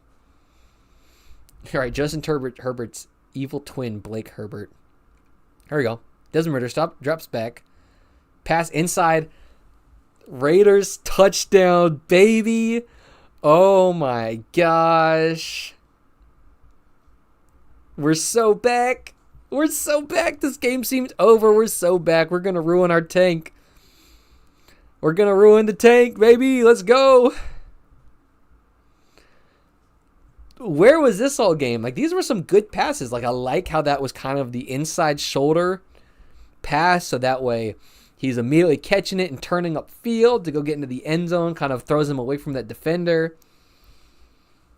Now we just need to make this extra point and not get it blocked. I mean, even if it gets blocked, it doesn't matter. But a block return for 2 here would be devastating. And it's blocked.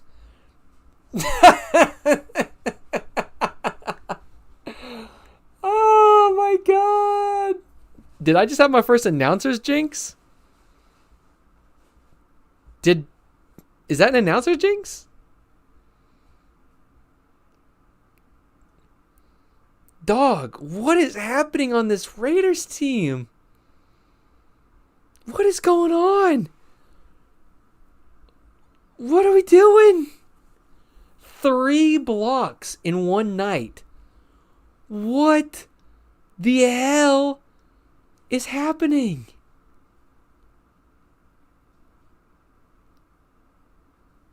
At least, like I said, if it gets blocked, it doesn't matter. This special teams coordinator, they're gonna take him out behind the stadium and just fucking, hey, look at the roses, man. You broke my heart, Fredo. Golly. This is surely a game, guys. I'm glad you guys are tuned in for this. I mean, what's crazy is it literally can't be the same guy. It's completely different, completely different personnel groups for punts, and field goals, right? Because like I think it was a personal protector. I'll break down the film after this. You're gonna see it in like an hour and a half. Wait for that post midnight film breakdown. But like, hello?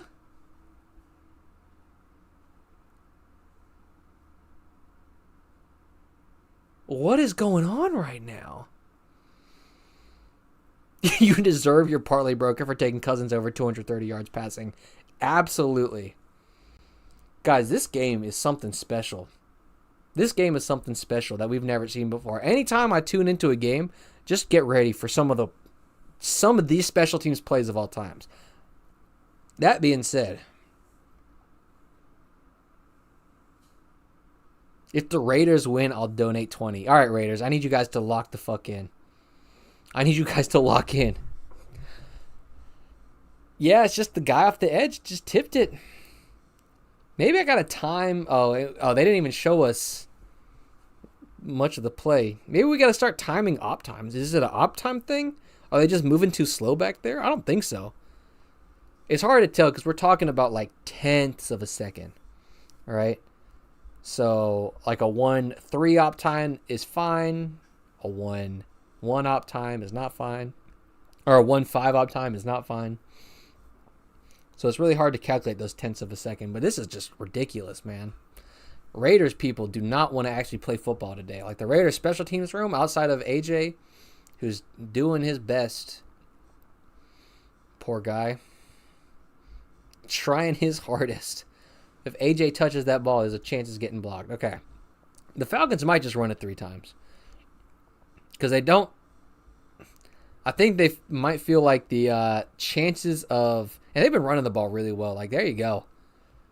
There you go.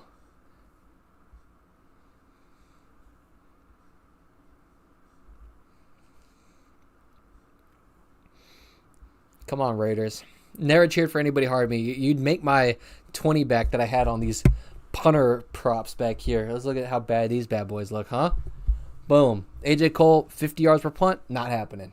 Brad Pinion, probably not happening. What's Brad at right now? Yeah, Brad's averaging. No, Brad's looking fine then. Let's see. Bears-Vikings, not happening. Let's see the box score on that one.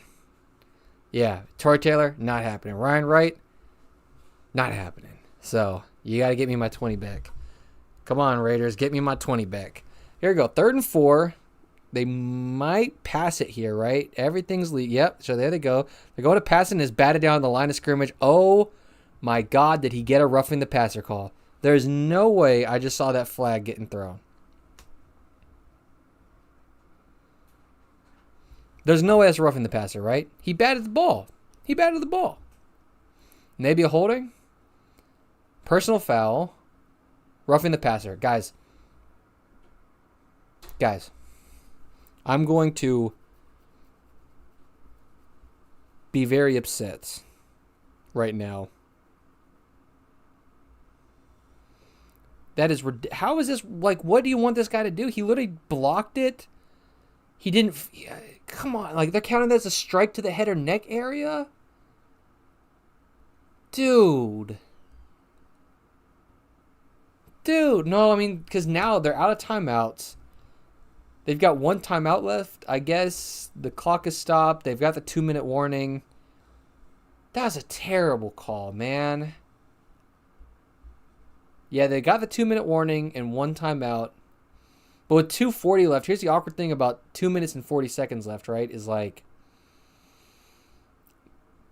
you don't want to call your time. So they're calling their timeout right now. So they'll have to run. No, I guess that makes sense. Yeah, that's a terrible, guys. That is a terrible roughing the passer. Is there a running into the passer like the kicker, or is it just a kicker penalty? As far as I know, That's just a kicker one. And that's only when you rough the kicker by running into like his kicking leg instead of his plant leg. If you hit his plant leg, then it's roughing. That might just be the game. And that was a great play. I mean, just like really well drawn up. That's a terrible way to lose a football game. That's just terrible. Here we go. Cousins back, under center. Slapping his offensive lineman's ass. Gonna pitch it. Can he get the corner here? Doesn't get it. Still able to find about a 4-yard gain. And that's probably going to take us to the 2-minute. And then they get to run another play. And what does a field goal do here? A field goal puts them to 18. So that pretty much seals it if they can get into field goal range. And you know what's crazy is it wouldn't have sealed it. It wouldn't have sealed it if it didn't get blocked. If they didn't block that extra point, a field goal here would pretty much not mean anything. But now, they get into field goal range. It is a very bad time. I cannot believe it. Yeah, I don't even know how that's roughing the passer. I don't even know. That just, to me, is just a really weak call, really poorly timed. Very no good, very bad, not very demure, as the kids say nowadays. Holy crap. Also, I just noticed that this sweatshirt makes me look so robust and large. All right, so let's see what happened in the Vikings game. Now that that's over. No, there's still we're catching up to the Vikings game. Would you look at that? How are they not dead yet? Oh, because the Vikings just kicked another field goal. That'll do it. Oh my gosh, wait a minute. Oh, they went for 2. I thought they got a field goal. I thought they got an extra point blocked. Because they only got 6 points. But they didn't. They just tried to go for 2 and didn't get it. But so far, 2 quarterbacks here. Whew, get a load of this. Combined 255 yards.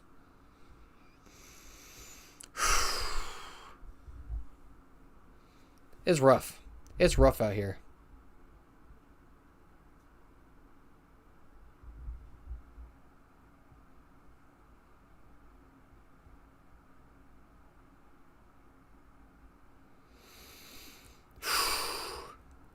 All right, guys. I think we can pull it through. We got to come up with a game plan. All right? Let's all put our heads together. All right?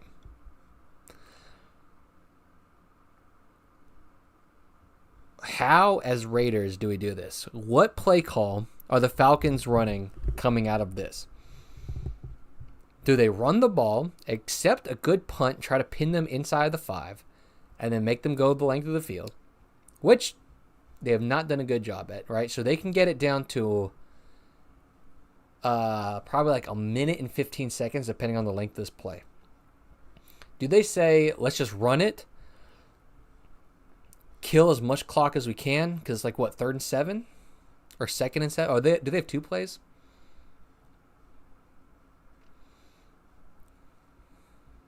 Kirk Cousins pick 6. I think that's what makes me think they might not throw it here, right? But here we go. They're lined up. Kirk in the shotgun. Scanning the defense. Calling audibles. Oh my gosh, they're bringing so much pressure. All Kirk has to do is just dump it off up top to one of those guys. Automatic first down. He looks to the bottom of the screen, top of the screen. He drops it. Wow. And now there's a lot of clock left. Holy crap.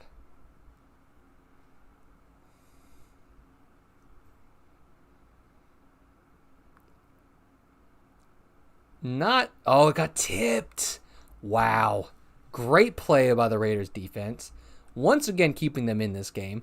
And now they're forced to punt. So what are the Raiders going to bring pressure for the first time ever? It looks like it. The Raiders are lined up like they're going to try to block this thing. They've got one guy back who looks like he's going to prevent a fake. Nope, he's looping in. Doesn't get the ball off in time. Raiders punter goes for the block and God freaking damn it, Pinion. Pinion is selling right now. Like, he's had some good punts, but that's like his most important one. and he puts it like 8 deep. What are we doing, man? Put it at least at the 10. Like, you're giving them the ball to 20. They don't have to go 80 yards. Yeah, that was not. I'm not in love with that, guys. I'm not gonna lie. I'm not in love with that last pinion punt. So now Raiders, I mean, they've got a shot. What does the win percentage have them at? They still have the Falcons at a 90%.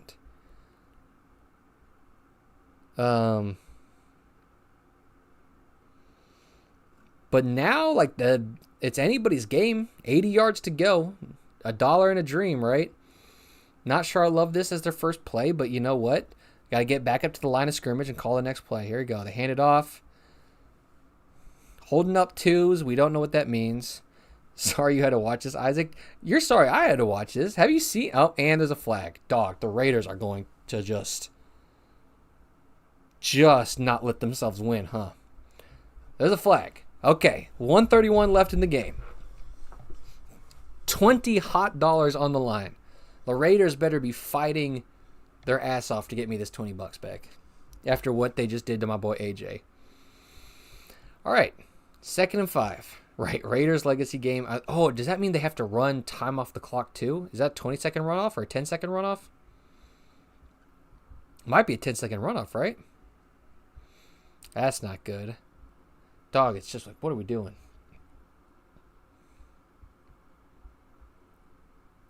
Yeah. Well, I mean, I kind of get it. The burning the timeout. I kind of get it. Wanted to save some time. They only got one play, or they made the stop after the 2-minute warning. But here we go. Desmond Ridder. Ball at the 22. And someone's wide open. Get out of bounds. Are they marking him out of bounds? Okay, cool. They marked him out of bounds. That one looked kind of close. Moving the ball up. Ball at the 33. 32-yard line.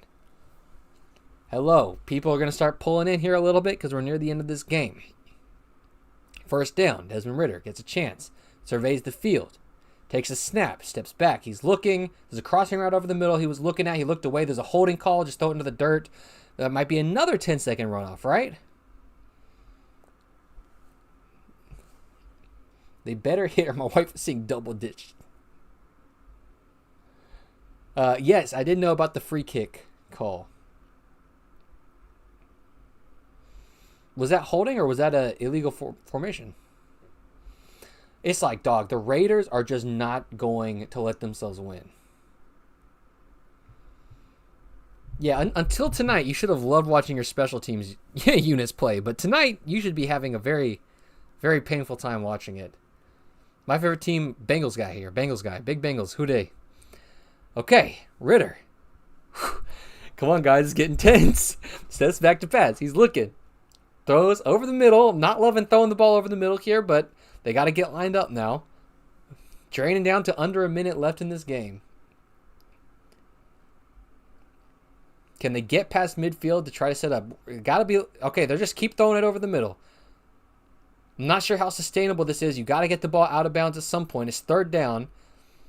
They're going to go for the 1st down and then spike it. I mean, we're wasting so much time here. I'm not sure I love just throwing it into the field of play. Number 16 at the bottom might have a shot. That looks like where he's going. Still in the field of play, and he fumbles it. And no, okay, they rule it incomplete. I am not sure if that was actually incomplete or not. That looked like it had a chance at being... This is like the 3rd time. Like, that's a clean catch. And then they pull it out afterwards. I don't know. That seemed like it should have been kind of a fumble. Right? What is a catch? Hashtag what is a catch from the NFL.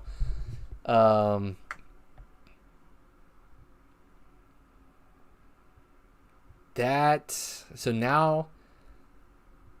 4th and 3 from the 35, and you've got to be thinking, you know, all these defensive players are going to be just guarding the edges. Don't let anything, you know. And there's another flag. Dude, what are we doing? What are we doing? Bengals, even Raiders fans pity you guys. That is interesting. Refs blowing it dead. Make up a call for the roughing. Right, yeah, maybe. Punt it, Watchinator. You know, that's a great call. Now we see eye to eye. Let AJ Cole redeem himself. Is he going to throw it over the middle? Okay, he checks it down. There's no way he gets this, right? Wow, and they pick up the first down, and it's still a ball game. But getting a delay of game in a 2-minute drill is just the most unacceptable thing I've ever heard of. That is just horrendous. Honestly, I'm just surprised they got the first down right there. But let's see. I mean, you're thinking maybe what? I'm trying to look at who's open. So there's a big gap over here, bottom left of your screen. Potentially, that might be where it looks. There's a crossing route underneath that he could take. He finds that big gap, bottom left of the screen. They got to get lined up. Now they just spike it, right? And you're thinking maybe 2 plays, throw it to the sideline.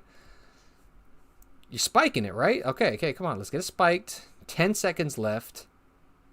Okay, so you've got not a lot of options. You don't have a lot of options.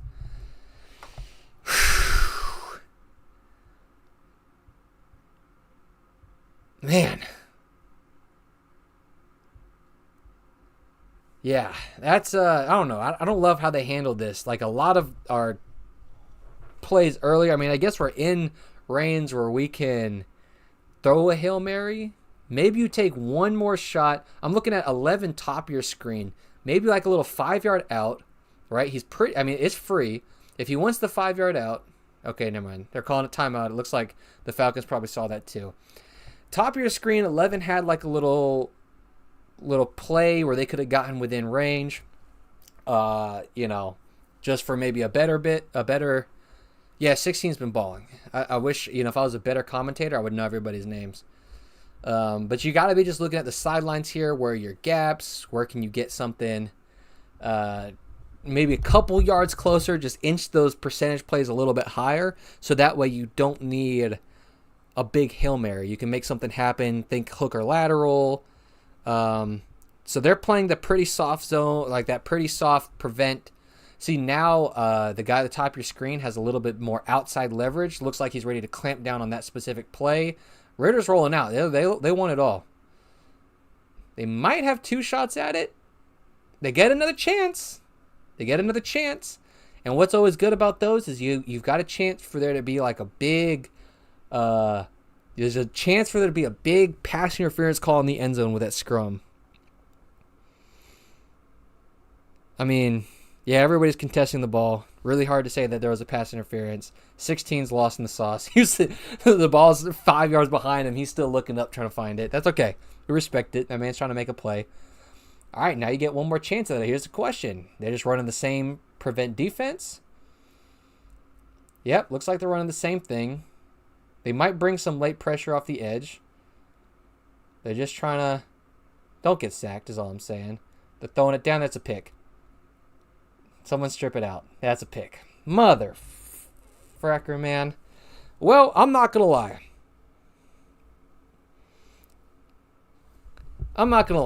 The fact that it was even a ball game this late is a testament.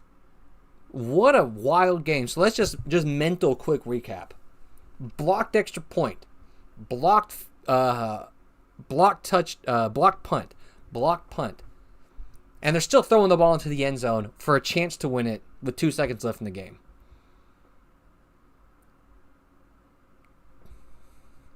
Just what a ridiculous game. Well, thank you guys for stopping by. I appreciate this. I hope you guys had a good time. We're wrapping this up. Good game.